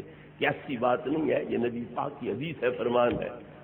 تو پھر جب بندہ آتے ہی رکوع میں شامل ہو گیا، الحمد پڑھی کوئی نہیں، اور نبی پاک فرماتے ہیں رکعت ہو گئی، تو معلوم ہوا کہ امام کی قرأت مقتدی کی قرأت بن گئی۔ بہرحال ہمارے نزدیک پہلی دلیل قرآن ہے، پھر حدیث ہے، تیسرے درجے میں اجماع، صحابہ کرام کا اتفاق ہو جائے، تابعین کا اتفاق ہو جائے، تبع تابعین کا اتفاق ہو جائے، 1400 سال کے مسلمانوں کا جس چیز پہ اتفاق ہو جائے وہ بھی شریعت کی دلیل بن، کیونکہ قرآن کہہ رہا ہے یتبع غیر سبیل المؤمنین نولہ ما کی دلیل بن، کیونکہ قرآن کہہ رہا ہے یتبع غیر سبیل المؤمنین نولہ ما تولی ونصلہ جہنم وساءت مصیرا، کہ جو مومنین کی راہ چھوڑ کے دوسری طرف جائے گا ہم اس کو دوزخ کا ایندھن بنا دیں گے۔ اس لیے اجماع بھی حجت ہے۔ یہ 20 تراویح پر اجماع ہے کہ کوئی نہیں؟ 1400 سال سے مسلمان 20 تراویح پڑھتے آ رہے ہیں، صحابہ تابعین تبع تابعین کا اجماع ہے کہ کوئی؟ تو جو ادھر کہیں 20 تراویح پر اجماع ہے کوئی؟ مکے میں بھی آج بھی 20 پڑھی جا رہی ہے، مدینہ پاک میں آج بھی 20 پڑھی جا رہی ہے۔ آگے پیچھے تو برادری کہتی ہے ہمارا دین مکے میں، ہمارا دین مدینے میں، لیکن رمضان میں وہاں سے بھی چھٹی ہو جاتی ہے، وہاں 20 پڑھی جا رہی ہوتی ہے، یہاں 8 پڑھی جا رہی ہوتی ہے۔ تو 1400 سال کے مسلمانوں کو غلط سمجھا جا رہا ہے، آپ حضرت جی ٹھیک بنے ہوئے ہیں، پر حق بنے ہوئے ہیں، 1400 سال کی امت گمراہ قرار دی جا رہی ہے، بمحض صحابہ کرام، نبی پاک کے شاگردوں سمیت امت کو گمراہ مانا جا رہا۔ 3 طلاقیں 3 ہیں، اس پر صحابہ کرام کا اجماع ہے، تابعین کا، تبع تابعین کا، 800 سال کے مسلمانوں کا اجماع ہے۔ پہلا بندہ ابن تیمیہ ہے جس نے کہا 3 طلاقیں 1۔ 800 سال کے مسلمانوں کا اجماع، صحابہ تابعین تبع تابعین سمیت، جن کے بارے میں نبی پاک فرماتے ہیں خیر القرون قرنی ثم الذین یلونہم ثم الذین یلونہم، سب سے بہتر زمانہ میرے صحابہ کا ہے، پھر تابعین کا ہے، پھر تبع تابعین کا۔ اور نبی کریم علیہ الصلوۃ والتسلیم نے فرمایا کہ میری امت کے 73 فرقے ہو جائیں گے، ان میں سے ایک نجات پانے والا ہوگا، 72 دوستی ہوں گے۔ عرض کی گئی یا رسول اللہ وہ خوش نصیب کون سی جماعت ہوگی جو 73ویں ہوگی اور نجات پانے والی ہوگی؟ فرمایا ما انا علیہ و اصحابی، جس راہ پہ میں ہوں اور جس راہ پہ میرے صحابہ ہیں یہ نجات کی راہ ہے، اور جس راہ پہ چلے گا وہ نجات پانے والا گروہ ہوگا۔ جس راہ پہ نبی پاک ہیں اسے کیا کہا گیا؟ سنت. اور جس راہ پہ صحابہ ہیں وہ ہو گیا جماعت کا رستہ. تو اس لیے ہمارا نام کیا ہے؟ اہل السنت والجماعت.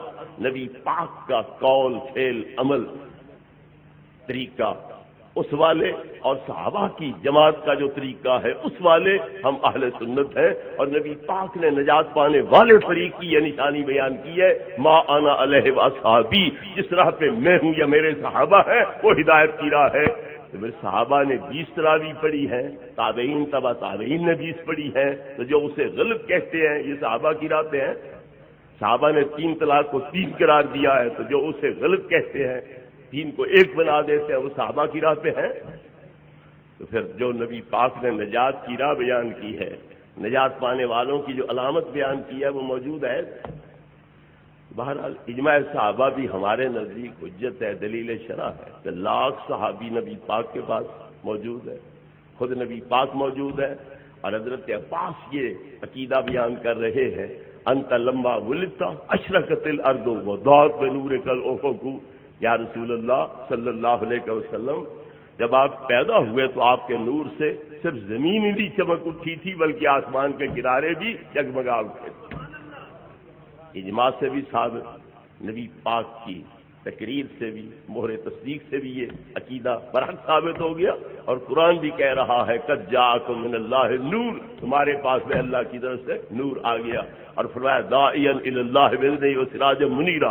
صرف نور ہی نہیں آئے ہیں، لوگوں کو نور بنانے والے بھی آئے. صرف آپ نور نہیں ہیں، یہ دوسروں کو نور بنانے کے لیے بھی آئے ہیں. جو لوگ کہتے ہیں نور بشر اکٹھے ہو ہی نہیں سکتے، معلوم ہوتا ہے ان کا پروگرام جنت جانے کا ہے ہی کوئی نہیں. میں نے کوئی نہیں رکاوٹ ڈالنی، نہ اللہ سے عرض کرنا ہے انہیں نہ جانے دے. جو علامت ہے وہ ان میں نہیں ہوگی، اس لیے میں کہہ رہا ہوں کہ یہ نہیں جائیں گے. نبی کریم علیہ الصلوۃ والتسلیم کی بعثت کے بعد جس میں نور ہوگا وہ جنت جائے گا، جس میں نور نہیں ہوگا وہ جنت جا ہی نہیں سکتا. فالذین آمنوا معہ نورہم یسعی بین ایدیہم وبایمانہم. جو بھی میرے نبی کی غلامی میں آ گئے، نور ان کے آگے بھی دوڑ رہا ہوگا، ان کے دائیں بھی دوڑ رہا ہوگا. نبی کے غلام نوری ہیں، قرآن سے ثابت ہے کوئی؟ تو پھر جس کے غلام نوری ہیں وہ آپ کتنا بڑا نور ہوگا.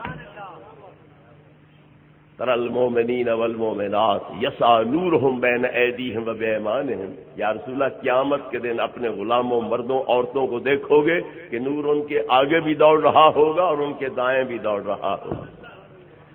جن کو یہاں نبی پاک میں نور نہیں نظر آتا تھا، قیامت کے دن انہیں نبی پاک کے غلاموں میں بھی نور نظر آ جائے گا.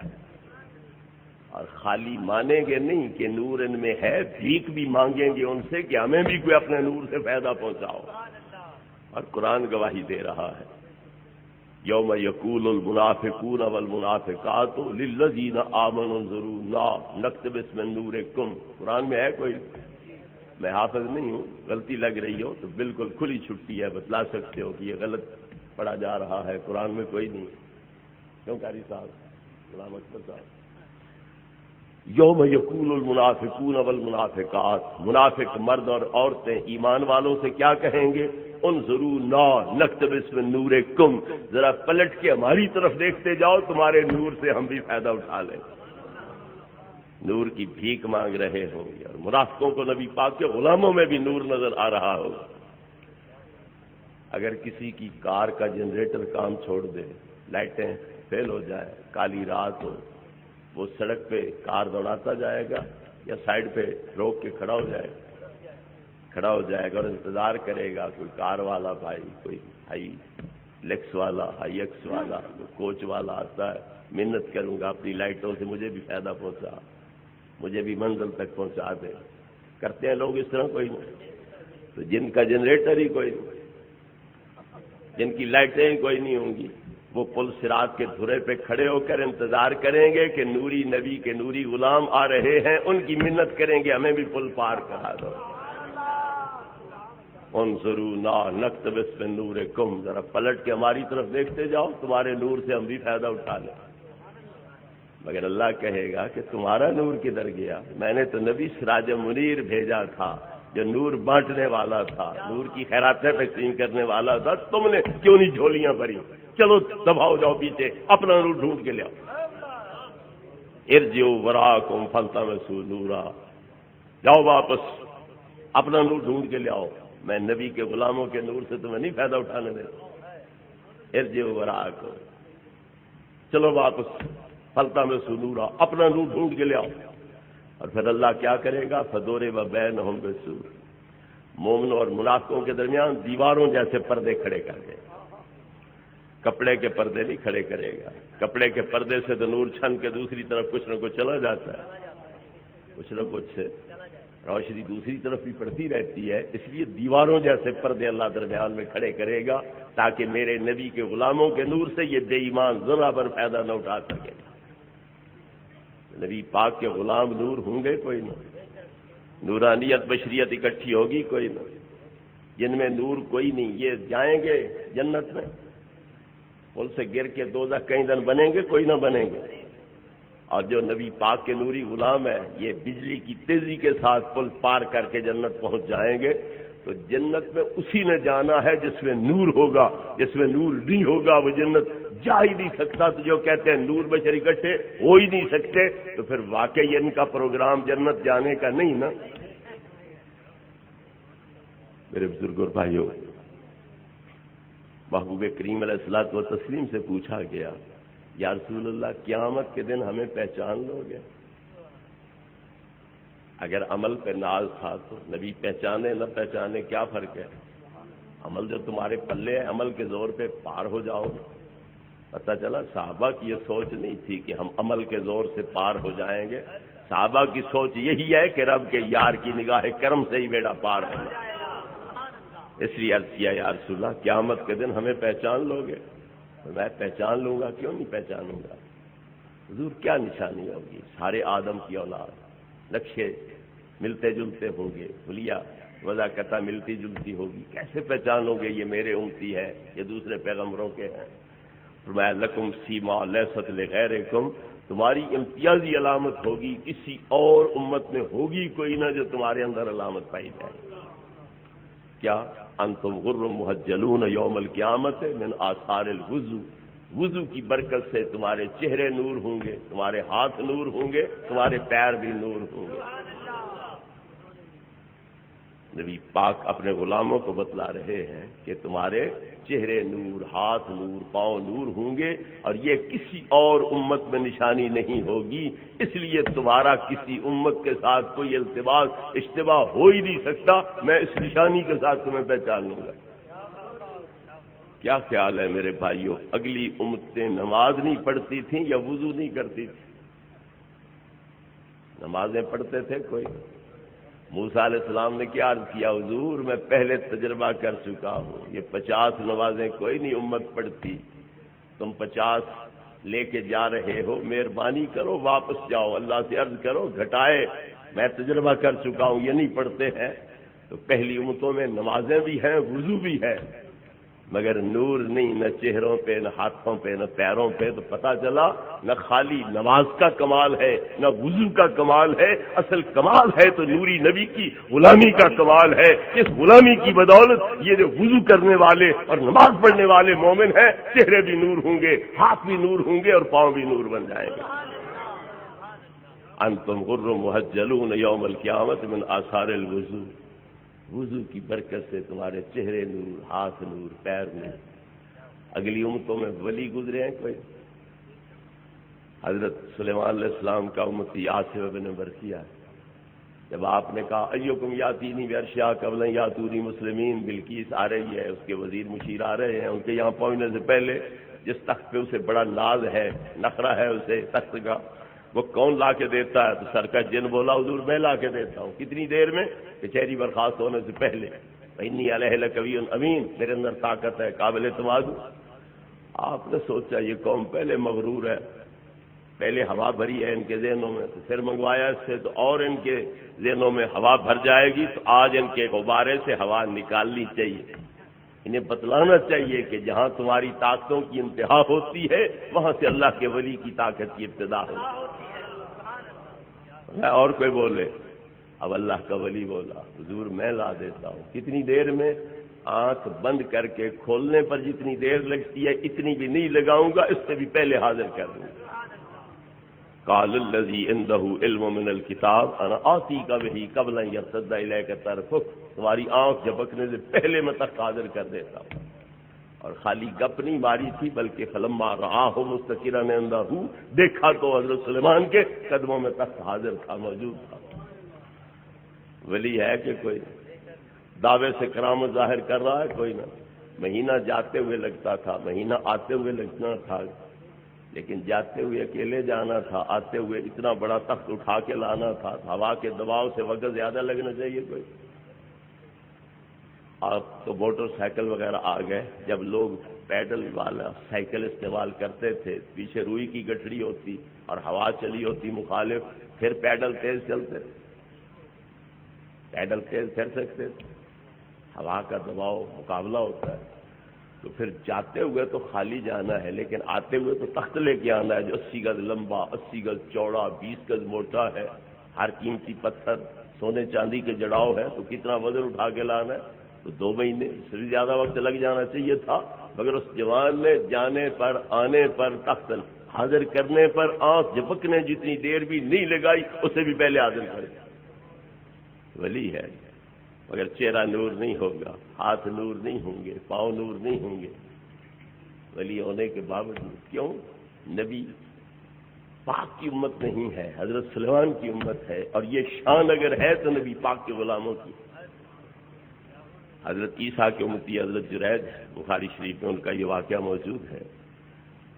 ان پر ایک کنجری نے تہمت لگا دی، اس نے میرے ساتھ زنا کیا ہے، اور اسے حمل ٹھہر گیا۔ علاقے کے وڈیرے نے بندے بھیجے، پکڑوا لیا انہیں۔ وہ آ گئے اس کے پاس دربار میں، وضو کیا، 2 رکعت نفل پڑھے، اور کہا لے آؤ اس کنجری کو میرے سامنے جس نے میرے خلاف یہ بہتان باندھا ہے۔ وہ عورت پہ حیا تھی، بدمعاش تھی، سامنے آ گئی۔ آپ نے اس کے پیٹ میں جو بچہ تھا اس کی طرف اشارہ کر کے فرمایا، یا بابو من ابوک، اور پیٹ والے تو بتلا تو کس کے نطفے سے۔ کنجری سے بات نہیں کی، پیٹ کے اندر جو بچہ ہے اس سے بات کر رہے ہیں۔ پیدا بھی ہو جائے بچہ تو بتلا سکتا ہے، یہ تو حضرت عیسیٰ کی شان ہے، ایک امتیازی شان ہے ان کی، ورنہ بچوں کو پتہ ہوتا ہے ہم حلالی ہیں کہ حرامی ہیں، بڑے بڑے جو ہیں انہیں پتہ نہیں ہوتا۔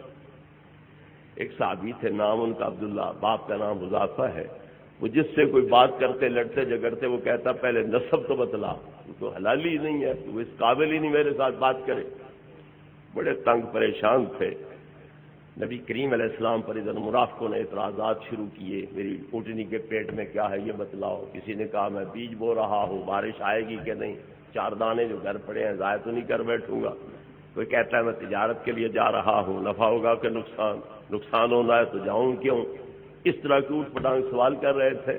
نبی پاک جلال میں آ گئے، مسجد میں آ کے ممبر پہ بیٹھ کے آپ اعلان کرتے ہیں، واللہ لا تسألونی عن شیء فیما بینکم وبین الساعۃ الا عن باتکم بہ، اللہ کی قسم اب سے لے کر قیامت تک جو چاہو پوچھو، میں یہیں بیٹھے بتلاتا ہوں۔ مسجد میں داخل ہو کے قسم اٹھا کے نبی پاک اعلان کر رہے ہیں، اور بخاری مسلم میں یہ روایت 14-15 جگہ پر موجود ہے مختلف الفاظ کے ساتھ۔ اگر یہ ٹھیک نہیں تو پھر بخاری مسلم کو سمندر میں غرق کرو یا بھٹوں میں جلا دو، اسے اینٹیں پکاؤ اس کے ساتھ۔ تو محبوب کریم علیہ السلام نے فرمایا اللہ کی قسم اب سے لے کر قیامت تک جو چاہو پوچھو، میں یہیں بیٹھے بتلاتا ہوں۔ علم تھا یا ویسے ہی دعویٰ کر دیا؟ قیامت تک کی ہر چیز کا علم نہ ہو، ویسے ہی آپ دعویٰ کریں تو دعویٰ جھوٹا ہوا کہ سچا ہوا؟ اگر جھوٹا ہے دعویٰ تو پھر کلمہ چھوڑ دو، اور سچا ہے تو علم مصطفیٰ پہ اعتراض چھوڑ دو۔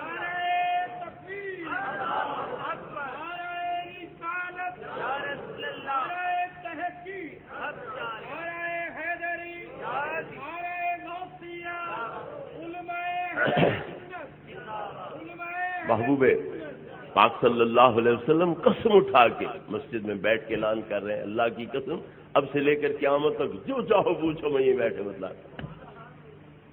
کوئی صحابی اٹھ کھڑا ہوا جس کے نسب پر اعتراض کیا جاتا تھا کہ آپ نے خود اعلان کر دیا ہے، آج میں اپنی تسلی کر لوں کہ میں حلالی ہوں یا نہیں ہوں۔ اٹھ کے عرض کیا من ابی یا رسول اللہ، میرا باپ کون؟ عمر رسیدہ ہے، صحابی ہے، مگر اپنے طور پر نہیں تسلی کہ میں حلالی ہوں یا نہیں، تصدیق نبی پاک سے کروا رہا ہے کہ یا رسول اللہ میرا باپ کون ہے۔ نبی کریم علیہ السلام نے نہیں فرمایا کہ یہ غیب کی بات ہے مجھے کیا پتا، بلکہ فرمایا ابو کا حذافہ تو حلالی ہے، جس کا تیری امی سے نکاح ہے تو اسی کے نطفے سے پیدا ہونے والا۔ ماں نے سنا تو سر پیٹ لیا کہ یہ بات بھی کو پوچھنے کی۔ جہالت کا زمانہ تھا، نیکی بدی کا پتہ کوئی نہیں تھا، تمیز کوئی نہیں تھی حلال حرام میں، انسانی شکل میں لوگ جانوروں کی طرح رہتے تھے۔ مجھ سے کوئی غلطی ہوئی ہوتی تو اس بیٹے میرے نے تو قیامت تک کے لیے میرا منہ کالا کر دیا تھا۔ کہا ماں سمیت بابن عاقبن کا، تیرے جتنا نریک بیٹا میں نے کسی کا نہ سنا نہ دیکھا۔ یہ بھی کوئی بات پوچھ رہے کہ عرض کیا اماں اعتراض تو ہوتے بھی رہتے تھے نا، تانے تو ملتے ہی رہتے تھے نا، اب نبی پاک کی زبانی تیری برات بیان ہو گئی ہے، قیامت تک کوئی مائی کا لال اب اعتراض بھی تو نہیں نہ کر سکے گا۔ عرض کرنے کا مقصد یہ تھا کہ بڑا ہے، عمر رسیدہ ہے، صحابی ہے، مگر نہیں پتا، نبی پاک سے تسلی کروا رہا ہے، مگر یہاں اللہ کا ولی پیٹ کے اندر موجود اس بچے کی طرف اشارہ کر کے کہتا ہے یا بابوس من ابوک، وہ پیٹ والے بول کے بتلا کس کے نطفے سے ہے تو؟ وہ اندر سے کہتا ہے حضور میں چرواہے کے نطفے سے ہوں، میں آپ کے نطفے سے نہیں ہوں۔ اتنے باکرامت ولی گزرے ہیں پہلی امتوں میں، مگر چہرے نور نہیں ہوں گے، ہاتھ نور نہیں ہوں گے، پاؤں نور نہیں ہوں گے۔ کیوں؟ نوری نبی کی امت نہیں ہے، عیسیٰ روح اللہ کی امت۔ یہاں فاسق فاجر نہ ہو، بندہ فرائض واجبات ادا کرتا رہے، حرام مکروہ تحریمی سے بچتا رہے، نبی زیادہ مجاہد ریاضتیں کرے، اگر پھر بھی چہرے نور ہوں گے، ہاتھ نور ہوں گے، پیر نور ہوں گے۔ ولی ہونا ضروری نہیں ہے، صرف فاسق فاجر نہ ہو، اللہ نبی پاک کے صدقے اسے بھی نورانی بنا دے گا۔ جب امت اتنی نورانی ہوگی تو نبی اس دن کتنا نورانی ہوگا۔ میں اپنے طور پر نہیں کہتا، حضرت عیسیٰ کی زبانی ان کا فرمان پیش کرتا ہوں۔ ان سے پوچھتے ہیں تم بتلاؤ، نبی را نبی میں شناست، ولی کو ولی پہچانتا ہے، نبی کو نبی پہچانتا ہے، تم بتلاؤ ہمارے نبی کی شان نورانیت کیا ہے؟ وہ فرماتے ہیں قیامت کے دن نبی پاک کا چہرہ 1000 سورج کے برابر روشن ہوگا۔ یہ ایک سورج دوپہر پہ ہو تو آنکھ اٹھا کے تکنے نہیں دیتا، اگر 1000 سورج کے برابر چہرہ پاک سے نور نکل رہا ہو پھر کون آنکھ اٹھا کے دیکھے گا؟ تو دنیا میں اس نور کو پردوں میں چھپائے رکھا اللہ نے، کیونکہ یہاں اس کے دیکھنے کی تاب لا ہی کوئی نہیں سکتا تھا۔ تو قیامت کے دن جب امتی بھی نور بن جائیں گے تو نبی پاک کا نور بھی کما حق کو ظاہر ہوگا، کیونکہ ان کی استعدادیں بھی بلند ہو جائیں گی، اس لیے وہاں پر اپنے محبوب حقیقی کے دیدار کی صلاحیت ان میں ہوگی، اس لیے اصلی نور آپ کا وہاں پہ ظاہر کیا جائے گا۔ فرمایا قد جاءکم من اللہ نور، تمہارے پاس میں اللہ کی طرف سے ایک عظیم نور آیا۔ تو بشریت بھی ہے، نورانیت بھی ہے، دونوں چیزیں ہیں۔ تھوڑا سا یہ فلسفہ ذہن میں رکھ لو کہ نبی میں بشریت نورانیت دونوں چیزیں کیوں ہونی ضروری ہے۔ یہ نہیں کہ نبی پاک میں دونوں چیزیں ہیں، بلکہ ہر نبی میں دونوں چیزیں ضروری ہیں، نورانیت بھی ہو بشریت بھی ہو۔ کیوں؟ نبی نے فیض ہمیں دینا ہے، اگر ہمارے ساتھ مناسبت کوئی نہ ہو تو ہم لیں گے کیسے؟ اس لیے بشریت ضروری ہے تاکہ ہمارے ساتھ مناسبت ہو۔ اور نبی نے اپنی طرف سے تو نہیں دینا، اللہ سے لینا ہے، تو پھر جس سے لینا ہے ادھر مناسبت کیوں نہ ہو؟ جس سے لینا ہے ادھر بھی مناسبت ہونی چاہیے، جنہیں دینا ہے ادھر بھی مناسبت ہونی چاہیے۔ تو جن سے لینا ہے وہ نور ہیں، تو نبی میں نور ہونا چاہیے تاکہ ادھر مناسبت ہو۔ جنہیں دینا ہے وہ بشر ہے، اس لیے بشریت بھی ہونی چاہیے تاکہ ادھر بھی مناسبت ہو۔ تو نورانیت کے تحت ادھر سے لیتے جاتے ہیں، بشریت کے تحت ادھر دیتے جاتے ہیں۔ سارے قرآن پر ایمان لانا چاہیے. یہ یہودیوں کا طریقہ ہے. بعض کتاب مان لی، بعض چھوڑ دیا. فتؤمنون ببعض الکتاب وتکفرون ببعض.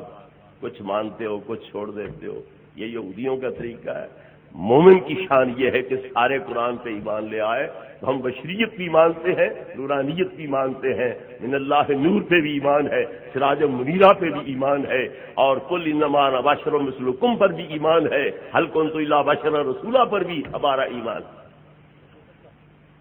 ایک بات اور ذرا ذہن میں رہے کہ کافروں نے جب بھی کہا بشر تو مثلکم پہ بریک لگا دی. هل هذا الا بشر مثلکم، تمہارے جیسا بشر ہی تو ہے. ان انتم الا بشر مثلنا، تم ہمارے جیسے بشر ہی تو ہو. یہیں پہ ختم ان کا قول ہو گیا کوئی. لیکن نبیوں نے جب بھی بشریت کا اقرار کیا ہے تو صرف بشرن اور مثلکم پر بریک نہیں لگائی. هل کنت الا بشر رسولا، بشر بھی ہوں رسول بھی ہوں. انما انا بشر مثلکم یوحى الی، بشر بھی ہوں اور مجھ پہ وحی بھی نازل ہوتی ہے. مطلب کیا ہے؟ بشر ہوں تاکہ تمہارے ساتھ رابطہ ہو جائے، اور وحی نازل ہوتی ہے تو نور ہوں اس لیے مجھ پہ وحی نازل ہوتی ہے. نبی پاک پر جب جبریل اترتے تھے وہی لاتے تھے تو نبی پاک صحابہ کو اٹھا دیتے تھے کہ ہم نے علیحدگی میں بات کرنی ہے، تم چلے جاؤ. جبریل کے ساتھ میں نے علیحدگی میں بات کرنی ہے. صحابہ کی موجودگی میں جبریل امین آتے تھے، قرآن کی آیتیں لے آتے تھے. تو کیا صحابہ حضرت جبریل کو دیکھتے تھے؟ وہ جب آیتیں نبی پاک پہ پڑھ رہے ہوتے تھے صحابہ کرام وہ آیتیں سنتے تھے. نہ جبریل صحابہ کو نظر آتے ہیں نہ کلام ان کا صحابہ سن سکتے ہیں. وہ چلے جاتے ہیں آیتیں پہنچا کے. اب نبی پاک بتلاتے ہیں جبریل آئے تھے اور یہ پیغام اللہ کا لے آئے. رابطہ ادھر بھی ہے، رابطہ ادھر بھی ہے. نورانیت کے لحاظ سے ادھر رابطہ ہے، بشریت کے لحاظ سے ادھر رابطہ ہے. اس لیے دونوں شانیں بیان کی ہیں. نبی کریم علیہ السلام نے حل کنت الا بشر رسولا، بشر بھی ہوں اور رسول بھی ہوں. رسول ہونے کے لحاظ سے میری ادھر بھی مناسبت ہونی چاہیے ادھر بھی ہونی چاہیے. دار انداز میں آپ کو ایک مثال پیش کروں، امید ہے اچھی طرح یہ بات ذہن نشین ہو جائے گی. یہ جانور چھوٹا سا پیدا ہوتا ہے، پیڑ کا بچہ، بکری کا، گائے کا، بھینس کا، پھر کتنے قداور ہو جاتے ہیں. خوراک پہنچتی ہے کوئی، ہڈیوں کو بھی پہنچتی ہے کوئی، لیکن ہڈیوں میں رگیں ہوتی ہیں. ہڈیوں میں رگیں ہوتی ہیں، رگیں چلتی ہیں گوشت میں، خون چلتا ہے گوشت میں، اور یہی خوراک ہڈی کی بھی ہے. اسی خون کے ذریعے ہڈی بھی بڑھتی ہے، موٹی ہوتی ہے، لمبی ہوتی ہے. تو ہڈی کو یہ خوراک کیسے پہنچتی ہے؟ گوشت نرم ہے، ریشم کی طرح ملائم ہے، ہڈی ٹھوس سخت ہے، پتھر کی طرح ہے. تو یہ خوراک جو گوشت کے پاس ہے یہ ہڈی کو پہنچتی کیسے ہے؟ ہڈیوں کے سرے اللہ رب العزت نے نرم بنا دیے، شکل ان کی ہڈی جیسی اور نرمی ان میں گوشت کی طرح ہوتی ہے. نرمی کے تحت گوشت سے رس لیتے جاتے ہیں، شکل کی مناسبت سے ہڈی کو سپلائی کرتے چلے جاتے ہیں. ہڈیوں کے سرے ڈاڑوں کے نیچے رکھ کے چباؤ تو پس جاتے ہیں، کوئی لذیذ رس نکلتا ہے کہ نہیں؟ مرکنی ہڈی ہوتی ہے وہ. تو پتہ چلا کہ جس حکیم نے اپنی حکیمانہ انداز سے گوشت اور ہڈی کے درمیان یہ رابطہ پیدا کر دیا ہے، اس نے اپنے فرشتوں اور اپنی ذات کے درمیان اور ہمارے درمیان بھی یہ رابطہ پیدا کر دیا ہے. وہ نور مطلق ہے، ہم خاکی پتلے ہیں، ہمارے اور اس کے درمیان مناسبت کوئی نہیں. اور قانون قدرت کے تحت فیض لینے دینے کے لیے مناسبت ہونی چاہیے. اس لیے اس نے ایسی ہستیاں درمیان میں رکھ دی جو نور بھی ہے تاکہ ادھر رابطہ ہو، بشر بھی ہے تاکہ ادھر رابطہ ہو. نورانیت کے تحت ادھر سے لیتے جاتے ہیں، بشریت کے تحت ادھر دیتے جاتے ہیں. بشر بھی مانتے ہیں، نور بھی مانتے ہیں، نوری بشر تسلیم کرتے ہیں. اسی لیے نبی پاک صلی اللہ علیہ وسلم نور پھیلاتے آ رہے ہیں. صحابہ کہتے ہیں اذا تکلم رؤیا کالنور یخرج من بین ثنایاہ. نبی پاک بولتے تھے تو مبارک دانتوں سے نور کی لاٹیں نکلتی نظر آتی. اذا ضحک یتلألأ فی الجدر. جب آپ ہنستے تھے تو مجلس بھی چمک اٹھتی تھی اور دیواریں بھی روشن ہو جاتی تھی. محسوس نور نبی پاک کا صحابہ کو نظر آ رہا ہے، دیکھ رہے ہیں. اہل مدینہ فرماتے ہیں کہ جس دن نبی پاک ہجرت کر کے مدینہ آئے، جتنا روشن دن وہ تھا اتنا پہلے ہم نے کبھی روشن دن دیکھا ہی کوئی نہیں۔ دوپہر کا سورج مدینے میں کوئی نہیں چمکتا تھا، مگر پہلے ایک سورج چمکتا تھا، آج 2 سورج چمک رہے ہیں۔ ایک آسمان کا سورج ہے،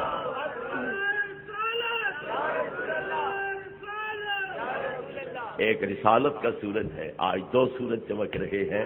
اس لیے اہل مدینہ کہتے ہیں کہ اتنا روشن دن ہم نے کبھی نہیں دیکھا جتنا کہ یہ دن نبی پاک کی تشریف آوری والا روشن دیکھا۔ درود پاک پڑھ لیں۔ السلام علیکم یا سیدی یا رسول اللہ وعلی اصحابک یا سیدی یا حبیب اللہ، السلام علیکم یا سیدی یا رسول اللہ۔ یہ کہ نبی کریم علیہ الصلوۃ والتسلیم کا نور حصی ہے، یہ نور ہدایت ہے۔ اب تک جو میری گزارشات سنی ہے تو اس کے بعد بھی یہ سوال کرنے کا توقع بنتا ہے۔ نبی کریم علیہ الصلوۃ والتسلیم کا نور حضرت آمنہ دیکھ رہی ہیں، قد خرج منی نور ادالی منہ قصور الشام، شام کے محل ان پہ روشن ہو رہے ہیں۔ یہ نور صرف منوی تھا اور برکت کے طور پر نور کہا گیا ہے، یہ واقعی نور ہے، نہ اتنا 14ویں کا چاند میں نور ہے، نہ دوپہر کے سورج میں جتنا نبی پاک کا نور ظاہر ہو رہا ہے۔ صحابہ کہتے ہیں کہ آپ مسکراتے تھے تو نور کی لاٹیں نکلتی دانتوں سے نظر آتی تھی جب بولتے تھے، اور جب مسکراتے تھے یا ہنستے تھے تو دیواریں بھی چمک اٹھتی تھی اور محفل جو ہے وہ بھی نورانی ہو جاتی تھی۔ نبی کریم علیہ الصلوۃ والتسلیم سے آپ کے صحابی حضرت طفیل ابن عمر دوسی نے عرض کیا، حضور میں اپنی قوم کی طرف تبلیغ کے لیے جانا چاہتا ہوں، کوئی نشانی عطا کرو تاکہ پتہ چلے کہ یہ میرا نمائندہ ہے، کوئی نشانی عطا کرو۔ آپ نے اس کے ماتھے پہ انگلی رکھی، انگلی رکھنے سے پہلے ماتھا سارا ایک جیسا تھا، انگلی رکھ کے اٹھائی تو ماتھے سے نور کی لاٹیں نکل رہی ہیں، شعاع نکل رہی ہیں۔ عرض کی حضور علامت نشانی تو بجا ہے، پر دن کو دور سے کوئی دیکھے گا تو کہے گا برس کا داغ ہے، چٹا ڈب ہے، دور سے کوئی دیکھے گا تو یہ سمجھے گا مہربانی کر کے اس کو کہیں اور منتقل کر دو۔ تو آپ نے اس کی چھڑی لے کے ماتھے سے ٹکرائی، نور ماتھے سے نکل کے چھڑی میں آ گیا۔ نبی کریم علیہ السلام نے صحابہ کے ماتھے روشن کر دیے، صحابہ کی چھڑیاں روشن کر دی۔ حضرت عباد ابن بشر اسید ابن حذیر جو بخاری شریف میں موجود ہے کہ یہ سرکار کے پاس رات گئے تک بیٹھے رہے، تو بجلی وغیرہ تو تھی کوئی نہ، اندھیرا تھا، جب اٹھے تو نبی پاک نے توجہ فرمائی، ایک ہی چھڑی روشن ہو گئی، گلی میں روشنی چھڑی دیتی جا رہی، جہاں تک راہ ایک ہے ایک ہی چھڑی روشن ہے، جب راہ جدا ہونے لگی تو دوسرے کی بھی روشن ہے۔ نبی پاک نے صحابہ کی چھڑیاں روشن کر دی۔ حضرت قتادہ ابن نعمان یہ نبی کریم کے پاس بڑی دیر بیٹھے رہے، اٹھ کے گھر جانے لگے تو فرمایا تیرے پاس چھڑی بھی کوئی نہیں، ڈنڈا سوٹا بھی کوئی نہیں، اور تیرے گھر کی دہلیز میں کالا اژدہا بھی بیٹھا ہے۔ اپنی جگہ پہ سرکار تشریف فرما ہے اور اس صحابی کو فرما رہے ہیں کہ تیرے گھر میں دروازے کے اندر دہلیز کے ساتھ کالا سانپ بھی بیٹھا ہوا ہے، یہ چھڑی لے جا، 10 گز آگے روشنی دے گی، 10 گز پیچھے روشنی دے گی، اور رستے میں روشنی میں چلتا بھی جائے گا، گھر پہنچے گا تو وہ سانپ ہی نظر آ جائے گا، مارنا اسے نہیں ہے، صرف ڈرا دھمکا کے نکال دینا ہے وہاں سے۔ کیوں؟ وہ حقیقت میں جن ہے، شیطان ہے، صورت اس نے سانپ والی اختیار کی ہوئی ہے، لہذا مارنا اسے نہیں ہے، ویسے بھگا دینا اسے۔ تو صحابہ کرام کی چھڑیوں کو سرکار روشن فرما رہے ہیں۔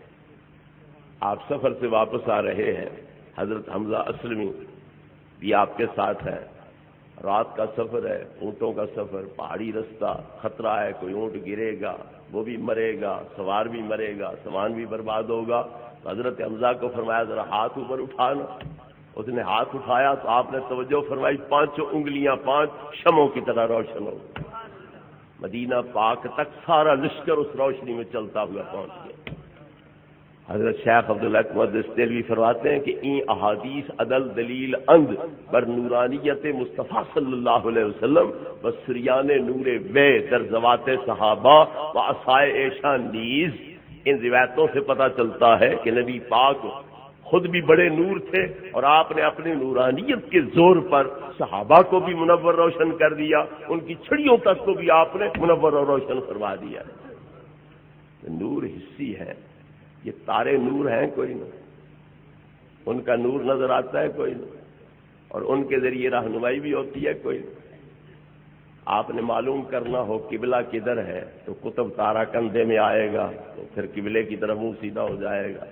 رہنمائی کا ذریعہ بھی بنتے ہیں اور نور بھی آنکھوں سے نظر آتا ہے کوئی نہیں۔ یہ کہنے کا مطلب کیا ہے؟ نور ہدایت ہے جی، نور حصی نہیں ہے۔ کیا سورج سے راہ تمہیں نظر کوئی نہیں آتی؟ سورج میں راہ نظر کوئی نہیں آتی، 14ویں کے چاند میں راہ نظر کوئی نہیں آتی، تو نور نظر بھی آ رہا ہے اور نور ہدایت بھی ہے، اس سے راہیں بھی واضح ہو رہی ہے۔ تو نبی پاک صلی اللہ علیہ وسلم میں نور ہدایت بھی ہے اور نور محسوس بھی ہے، مگر ہر کوئی دیکھ نہیں سکتا، دیکھ وہی سکتا ہے جسے اللہ دکھائے۔ اللہ نہ دیکھنے دے تو موٹے موٹے آنکھوں کے ڈھیلے رکھنے والے ابو جہل ابو لہب کو نور نظر نہیں آیا، اور اللہ نے دکھا دیا تو بتوں کی مثالیں کی، آنکھوں کو دکھا دیا۔ جس رات سرکار پیدا ہوئے اس کی صبح کو بت پرست گئے بت خانے میں تو بت منہ کے بل گرے ہوئے تھے، حیران ہوئے، کوئی شرارت کر گیا، گرا گیا، سیدھے کھڑے کیے، اپنی جگہ پہ گاڑے، وہ پھر گر گئے، پھر گاڑے، پھر گر گئے، حیران ہوئے نہیں کون سا فالج پڑ گیا، کون سی بیماری لگ گئی، کون سی اعصابی کمزوری لاحق ہو گئی، پتھر کے بنے ہوئے، یہ رکتے ہی نہیں، کھڑے ہوتے ہی نہیں اپنی جگہ پر۔ جب کہا کہ تمہیں کون سی بیماری لگ گئی، کیوں نہیں کھڑے ہوتے اپنی جگہ پر، بڑے بت کے اندر سے جواب کیا آیا، تردال مولود اضاءت میں نور ہی جمیع فجاج الارض بالشرق والغرب، ہم کسی بیماری کی وجہ سے نہیں، جان بوجھ کے ماتھا ٹیک رہے ہیں اس ہستی کی بارگاہ ناز میں سجود نیاز بجا لانے کے لیے جس نے آج دنیا پہ قدم ٹکا کے پورے جہان کو روشن کر دیا۔ پتھر کی مثالیں کی آنکھوں کو، نبی پاک کا نور نظر آ رہا ہے۔ یہد اللہ لنورہ من یشاء، اللہ فرماتا ہے میرا نبی صرف نور ہی نہیں بلکہ نور ہی نور ہے، نور علی نور، پر یہد اللہ لنورہ من یشاء، دیکھ وہی سکتا ہے جسے میں دکھاؤں، ہر کوئی نہیں دیکھ سکتا، جسے میں دکھاؤں وہی دیکھ سکتا ہے۔ حضور کو نور من نور اللہ کہنا کیسا ہے؟ حضرت عیسیٰ علیہ السلام کے بارے میں قرآن کہتا ہے روح من ہو، یہ اللہ کی روح سے ہے، عیسیٰ روح اللہ سے ہے، وہاں کیا مطلب ہے؟ جز ہے اللہ کی، من نور اللہ کی یہ مطلب نہیں کہ اللہ کی کوئی جز ہے، مطلب ہے اللہ کے ساتھ خاص تعلق ہے عیسیٰ کی روح کا بھی، اور حدیث پاک کا مطلب یہی ہے کہ نبی پاک کے نور کو ایک خاص تعلق ہے اللہ کی ذات سے، کیونکہ آپ نبیوں کے بھی نبی ہیں تو نبی بھی نور تو ہیں، مگر اتنا ان کے نوروں کا تعلق اللہ کی ذات سے نہیں ہے جتنا کہ محبوب پاک کے نور کا ہے، اتنا جبریل کے نور کا تعلق نہیں ہے۔ اللہ کے نور سے جتنا نبی پاک کا ہے، وہ سدرہ پہ معراج کی رات رک گیا ہے، اور نبی پاک عرش سے ماورا جا رہے ہیں، اللہ کے حریم ناز میں قدم ٹکا رہے ہیں، تو پتہ چلا جتنا نبی پاک کے نور کا تعلق اللہ کی ذات سے ہے، نہ کسی فرشتے کے نور کا ہے، نہ کسی نبی کے نور کا تعلق ہے۔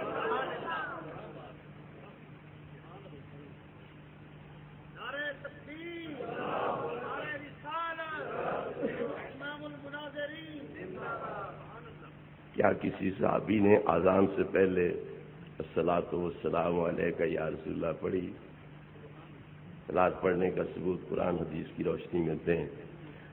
اللہ بیٹھو بچے، چکر چھوڑو۔ محبوب کریم علیہ الصلاۃ والتسلیم پر درود و سلام کا حکم دینے سے پہلے اللہ نے کوئی اپنا عمل بھی بتلایا؟ کوئی؟ ان اللہ وملائکتہ یصلون علی النبی، اس کا ترجمہ کیا ہے؟ اللہ نے فرشتوں نے ایک مرتبہ درود بھیجا تھا، کیا ترجمہ ہے؟ اللہ اور اس کے فرشتے درود بھیجتے رہتے ہیں، یہی ترجمہ ہے؟ کوئی اور ہے؟ کسی سے پوچھ لو، دوام تجدد پر دلالت کرتا ہے مضارعہ، اللہ اور اس کے فرشتے درود بھیجتے رہتے ہیں۔ پہلے یہ اپنا حوالہ دیا فرشتوں کا، اب ہمیں حکم دیا یا ایھا الذین آمنوا صلوا علیہ وسلموا تسلیما، اے ایمان والو تم بھی میرے یار پر درود و سلام بھیجو۔ مطلب کیا ہے؟ میری سنت پہ عمل کرتے ہوئے میرے فرشتوں کی سنت پہ عمل کرتے ہوئے جس طرح ہم ہر وقت بھیجتے رہتے ہیں تم بھی ہر وقت بھیجا کرو۔ پھر یہ اذان سے آگے پیچھے جو ہر وقت ہے اس میں یہ بھی وقت داخل ہے یا کوئی؟ سارے وقتوں میں یہ اذان سے آگے پیچھے والا وقت داخل کوئی؟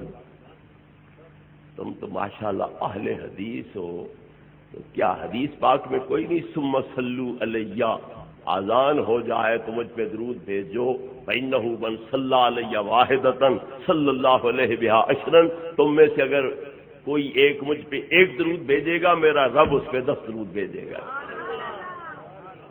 حدیث ہے یا کوئی؟ ہے تو پھر عمل کرو۔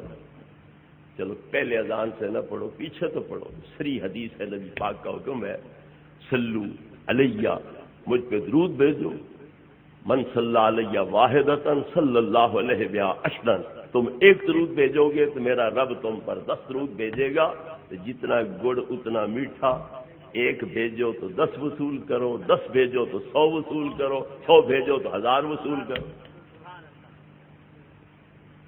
تو بعد میں درود پڑھنے کا حکم دیا نبی پاک نے؟ کوئی نہیں۔ اگر اذان کے بعد پڑھنے سے وہ جز نہیں بنتا، اذان میں اضافہ کوئی نہیں ہوتا، تو پہلے پڑھنے سے اضافہ کیوں ہو گیا؟ وہ جز کیوں بن گیا؟ نجائز کیوں ہو گیا؟ پیچھے پڑھنا سنت ہے، نبی پاک کا حکم ہے، اور پہلے پڑھنا مستحب ہے، کیونکہ اللہ نے ترغیب دی ہے کہ میں بھی، میرے فرشتے بھی ہر وقت بھیجتے رہتے ہیں، تم بھی ہر وقت بھیجا کرو۔ حضرت بلال رضی اللہ تعالی عنہ صبح کی اذان دیتے تھے تو ایک اونچے کوٹھے پر، مسجد پاک کے ساتھ اونچا کوٹھا تھا، اس کی چھت پر چڑھ کر اذان دیتے تھے، پاؤں پھٹنے سے پہلے وہاں آ کے بیٹھ جاتے، منہ مشرق کی طرف کرتے، جو ہی پاؤں پھٹتی تو وہ اٹھتے ہوئے کیا کہتے؟ ابو داؤد شریف کی حدیث ہے اور باب الاذان علی المنارہ اس عنوان کے تحت نقل کی گئی ہے۔ وہ کمر سیدھی کرتے آتے اور کیا کہتے؟ اللہم انی احمدک واستعینک علی قریش ان یقیموا دینک ثم یؤذن۔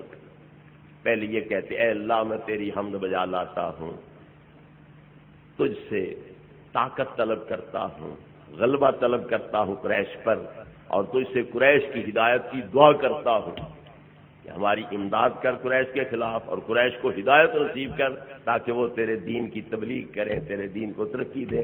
پھر اذان شروع کرتے تھے۔ تو اگر اللہ کی حمد اذان سے پہلے کرنا جائز، قریش کی ہدایت کی دعا کرنا جائز، قریش کے ذریعے دین اسلام کی ترقی کی دعا کرنا جائز، تو نبی پاک پہ درود بھیجنا کیوں نہ جائز؟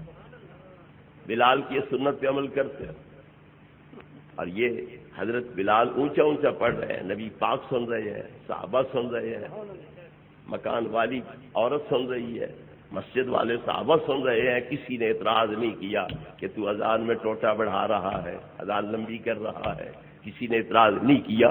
تو اگر اللہ اکبر سے پہلے احمدوں کا کہنا ٹھیک ہے، استعینوں کا کہنا ٹھیک ہے، تو اس سے مدد طلب کرتا ہوں قریش کے خلاف، قریش کی ہدایت کی دعا کرنا ٹھیک ہے، تو نبی پاک کی ذات پہ درود بھیجنا یہ کیوں غلط ہے؟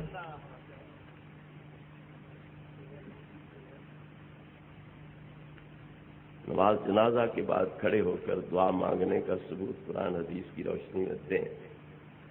تو یہ سوال تو ختم ہونے پہ آئیں گے ہی نہیں، ایک اصولی بات ذہن میں رکھو، قرآن نے ضابطہ کیا بیان کیا ہے؟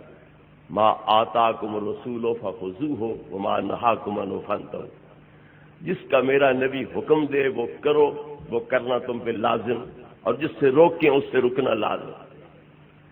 اب ہم بھی تو مطالبہ کر سکتے ہیں کہ ثابت کرو نبی پاک نے منع کیا ہو کہ نماز جنازہ کے بعد دعا نہ مانگو، یہ تو روکتے ہیں؟ کوئی نہیں روکتے۔ تو جب ان کا عمل یہ ہے کہ یہ روکتے ہیں تو ہم بھی تو مطالبہ کر سکتے ہیں نا، ثابت کرو نبی پاک نے روکا۔ یہ روکنے کی دلیل ضروری کوئی؟ اللہ فرماتا ہے ما نہاکم عنہ فانتہوا، جس سے میرا محبوب روک کے اس سے رکو، تمہارے روکنے سے نہیں رکتے، نبی پاک کے روکنے سے رکنا ہے، ثابت کرو نبی پاک نے روکا ہے۔ ہم سے پوچھتے ہو دلیل دو، تو تم بغیر دلیل کے کیوں روکتے ہو؟ نبی کریم علیہ الصلوۃ والتسلیم دعا مانگتے ہیں، قول بھی آپ کا ہے، عمل بھی آپ کا ہے، کتابیں تمہاری ہماری مشترک ہیں، ہمیں نظر آ جاتی ہیں روایتیں، تمہاری آنکھوں میں موتیا کون سا چڑھا ہوا ہے؟ فتح الباری شرح بخاری میں ابن حجر اسقلانی علیہ رحمت یہ روایت طبرانی کے حوالے سے نقل کر رہے ہیں کہ حضرت طلحہ ابن برا رضی اللہ عنہ فوت ہوئے، سرکار نے ان کا نماز جنازہ 4 تکبیر پڑھایا، سلام پھیرا تو کیا کیا، ثم رفع یدیہ، پھر آپ نے دونوں ہاتھ اٹھائے اور کیا کیا، یہ دعا کی، اللہم ملک طلحہ یضحک الیک و تضحک الیہ، اے اللہ میرا غلام طلحہ تیری بارگاہ میں حاضر ہو رہا ہے، یہ ایسے حاضر نہ ہو جس طرح مجرم حاکموں کے پاس آتے ہیں، یہ اس طرح حاضر ہو جس طرح یار یاروں کے پاس آتے ہیں، یہ تجھے دیکھ کے مسکرا رہا ہو، تو اسے دیکھ کے مسکرا رہا ہے۔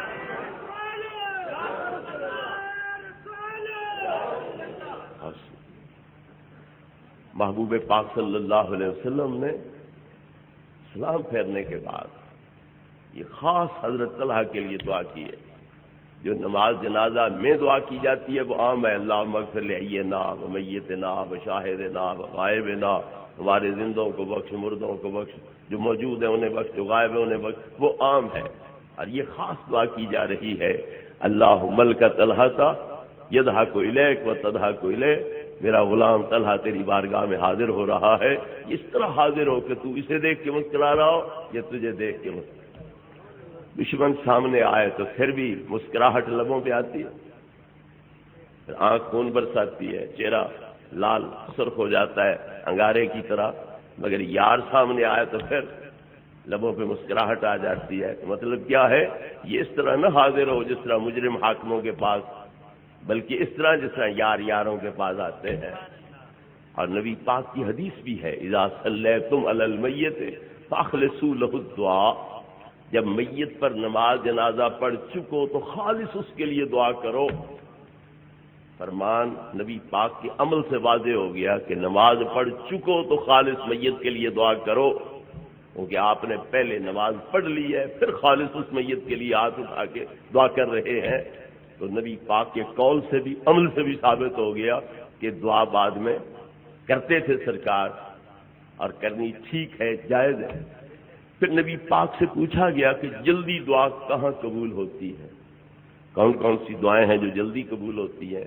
سرکار نے فرمایا جو آدھی رات کے بعد مانگی جائے وہ بھی جلدی قبول ہوتی ہے، جو بندے کی پیٹھ کے پیچھے مانگی جائے وہ بھی جلدی قبول ہوتی ہے، اور جو فرض نمازوں کے بعد مانگی جائے 2 برس صلوات المکتوبات وہ بھی جلدی قبول ہوتی ہے۔ تو پھر جنازہ بھی فرض ہے کہ کوئی فرض عین ہونا، کفایہ ہونا علیحدہ بات ہے، فرض تو ہے نا۔ تو جب فرض نمازوں کے بعد دعا جلدی قبول ہوتی ہے تو پھر یہ وہاں نہیں مانگنے دیتے کہ کہیں یہ میت بخشا نہ جائے، تو یہ اسلام کی خدمت ہے، یہ شیطان کی خدمت ہے، یہ اسلام کی خدمت نہیں ہے، یہ شیطان کی خدمت ہو سکتی ہے، اس کا تعاون ہو سکتا ہے، یہ اسلام کا تعاون نہیں ہو سکتا ہے۔ میرے بھائیوں، نبی کریم علیہ السلام فرماتے ہیں کہ اللہ کو مخلوق اس سے بھی پیاری ہے جتنا کسی باپ کو اپنی اولاد پیاری ہو۔ جو تمہاری اولاد کا بھلا مانگے وہ تمہیں پیارا لگتا ہے، جو اللہ کی مخلوق کا بھلا چاہے وہ اللہ کو پیارا لگے۔ پھر دعائیں ہم کریں گے تو اللہ ان کو بخشے گا، تو ہم بھلا چاہ رہے ہیں کوئی، تو جب ہم ان کا بھلا کر رہے ہیں تو اللہ ہم پہ راضی ہوگا کہ نہیں راضی ہوگا؟ یہ نہ ہم پہ اللہ راضی ہونے دیتے ہیں، نہ ہمارے مرنے والوں پہ راضی ہونے دیتے ہیں۔ یہ اسلام کی خدمت نہیں ہے، یہ اگر ہو سکتی ہے تو شیطان کی خدمت ہو سکتی ہے، مگر یاد رکھو شیطان کی خدمت جتنی بھی کرو اس نے تمہاری ساتھ وفا کوئی نہیں کرنی، اس نے تمہاری نجات کا فلاح کا سامان کوئی نہیں کرنا، تمہارا بیڑا غرق کرنے کا سامان کرنا ہے، تو اسے خوش نہ کرو، اسلام کی خدمت کرو، اللہ رسول کو خوش کرو۔ کنجری تھی، برے کے لیے جا رہی تھی، ویران کنویں کے کنارے پر ایک کتا جہاں بلب پیاسا تڑپتا نظر آیا، سوچا نفس کا منہ کالا کرنا ہے، 5 منٹ بعد میں کر لوں گی، اس جاندار کی جان کیوں نہ بچا لوں۔ اب نہ لوٹا، نہ رسی، نہ چرکھڑی، نہ ڈول، کوئی شے کرے تو کیا کرے، سوچ سوچ کے خیال آیا ایک ہی کتے کو تو پانی پلانا ہے، جوتا اتار کے ڈول بنا لے، دوپٹہ اتار کے رسا بنا لے، جوتے کے ذریعے اس ویران کنویں سے پانی کھینچ کے کتے کے منہ میں ڈالا، اس کی ضرورت پوری ہو گئی، پیاس بجھ گئی، جاتی جان واپس آ گئی، اٹھ کے چل پڑا، اللہ نے فرمایا جا ملک الموت روح قبض کر لے اور اسے جنت پہنچا دے۔ ہر قدم پہ گناہ لکھا جا رہا تھا، مگر ایک کتے کے ساتھ بھلا کیا ہے، اللہ نے اسے بخش دیا ہے۔ یہ جو ہمارے گزرے ہوئے بھائی، فوت شدہ بھائی ہیں، وہ کتوں سے گئے گزرے ہیں یا ہم کنجریوں سے گئے گزرے ہیں؟ اگر کنجری کتے کا بھلا چاہے تو وہ بھی بخشی جائے، کتا بھی بچ جائے، کنجری بھی بخشی جائے، اگر ہم مسلمان بھائی کا بھلا چاہیں گے تو یقیناً وہ بھی بخشا جائے گا اور ہمارے اوپر بھی اللہ مہربان ہو جائے گا۔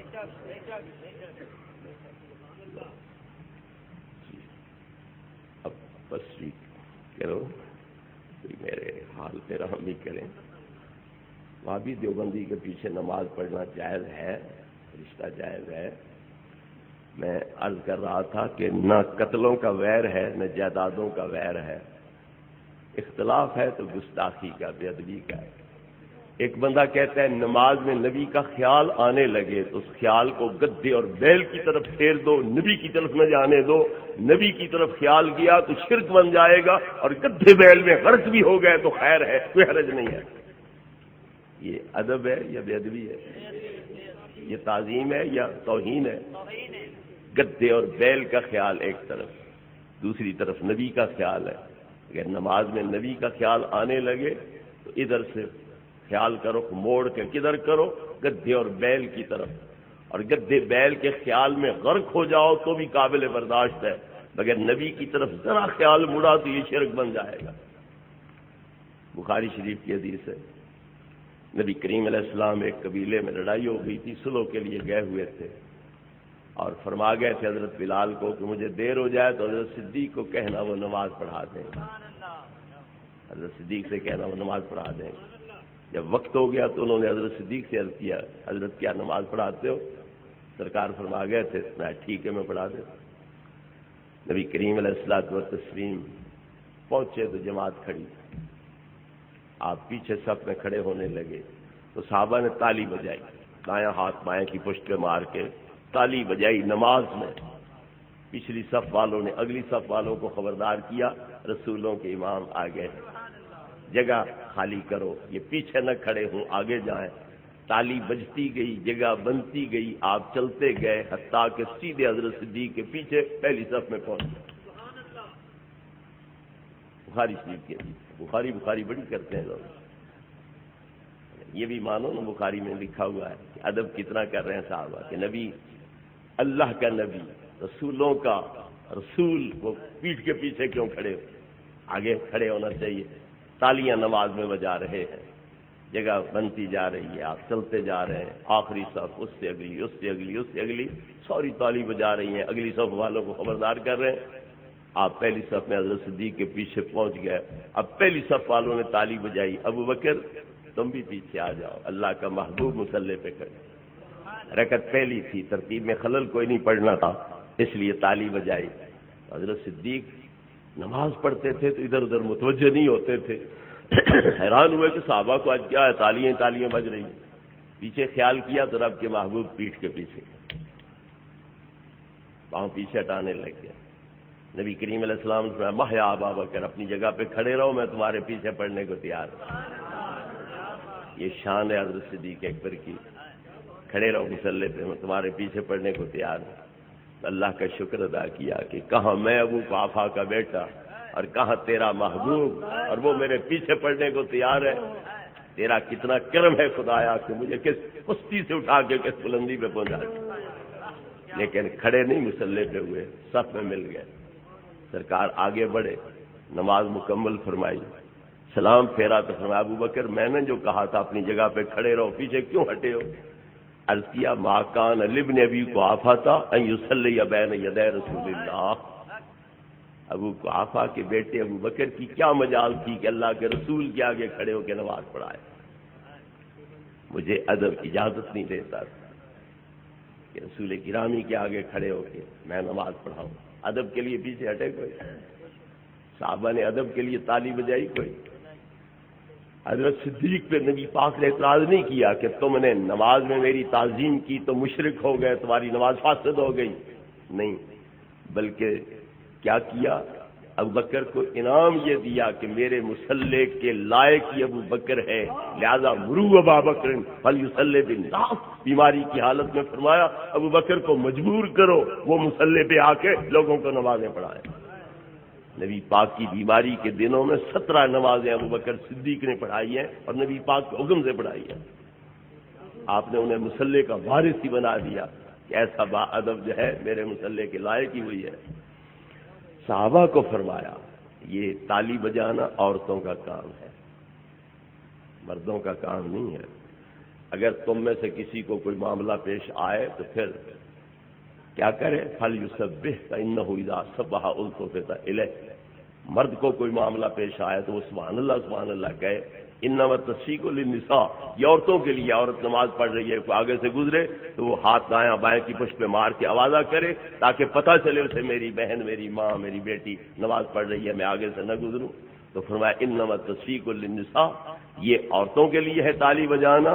اذا ناب احدکم شیء فی صلاته فلیسبح فانه اذا سبح التفت الیہ، تو مردوں کو اگر کوئی معاملہ پیش آئے تو سبحان اللہ کہہ دیا۔ اور جو لوگ کہتے ہیں کہ اللہ کی سب مخلوق بڑی ہو یہ چھوٹی، اللہ کی شان کے آگے چمار سے ذلیل ہے، نبی بھی رسول بھی چمار سے ذلیل ہیں، جن کا یہ عقیدہ ہے وہ بے ادبی کر رہے ہیں یا ادب کر رہے ہیں، تعظیم کر رہے ہیں یا توہین کر رہے ہیں۔ جو کہتے ہیں نبی مر کر مٹی میں ملنے والا ہے، وہ نبی کا ادب کر رہے ہیں یا تعظیم کر رہے ہیں؟ جو مٹی میں مل گیا وہ زندہ ہے؟ جو مٹی میں مل گیا اسے زندہ مان سکتے ہیں؟ اور نبی پاک کا فرمان ہے ان اللہ حرم علی الارض ان تاکل اجساد الانبیاء فنبی اللہ حی یرزق فی قبرہ، اللہ نے زمین پہ حرام کر دیا ہے وہ نبیوں کے جسم کو کھا ہی نہیں سکتی، گلا ہی نہیں سکتی، اور اللہ کا نبی زندہ ہوتا ہے اسے قبر میں رزق دیا جاتا ہے۔ نبی پاک فرماتے ہیں الانبیاء احیاء فی قبورہم یصلون، اللہ کے پیغمبر قبروں میں زندہ ہوتے ہیں، نمازیں ادا کرتے ہیں۔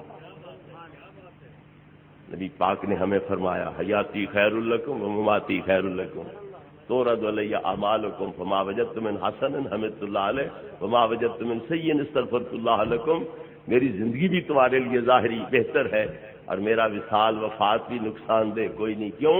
میں قبر میں زندہ موجود رہوں گا، تمہارے عمل مجھ پہ پیش ہوتے رہیں گے، اچھے دیکھوں گا تو رب کا شکر ادا کروں گا میری امت کو نیکی کی توفیق دی ہے، اور برے عمل دیکھوں گا تو تمہاری بخشش کی دعائیں کرتا رہوں گا۔ وہ کہتے ہیں مر کر مٹی میں ملنے والا جس کا نام محمد ہے وہ کسی چیز کا مالک و مختار نہیں ہے، نبی کو اپنے انجام کا پتہ نہیں ہے۔ جن لوگوں کے یہ نظریات ہیں وہ بے ادب ہیں یا نہیں، استاد ہیں یا نہیں؟ پھر بے ادب جو نبی کا ہو وہ دائرہ اسلام میں رہ سکتا ہے؟ اللہ کیا فرماتا ہے لا ترفعوا اصواتکم فوق صوت النبی ولا تجهروا له بالقول كجهر بعضکم لبعض ان تحبط اعمالکم وانتم لا تشعرون، تمہارے سارے عمل میں برباد کر دوں گا۔ میرے نبی کی بے ادبی کی، گستاخی کی تو میں سارے عمل تمہارے برباد کر دوں گا۔ تو جس کے سارے عمل برباد ہو گئے وہ جنت سیدھا جائے گا، دوزخ کا ایندھن بنے گا۔ اور جب سارے عمل برباد ہوئے تو ایمان برباد ہوا کوئی؟ لا الہ الا اللہ کہنا بیکار گیا؟ کوئی نہ گیا۔ تو جب ان کا ایمان ہی ختم ہو گیا تو پھر رشتہ داریاں کیسی مومن کے لیے؟ لہذا قطعاً ایسی رشتہ داریاں جائز نہیں ہیں۔ وآخر دعوانا الحمدللہ۔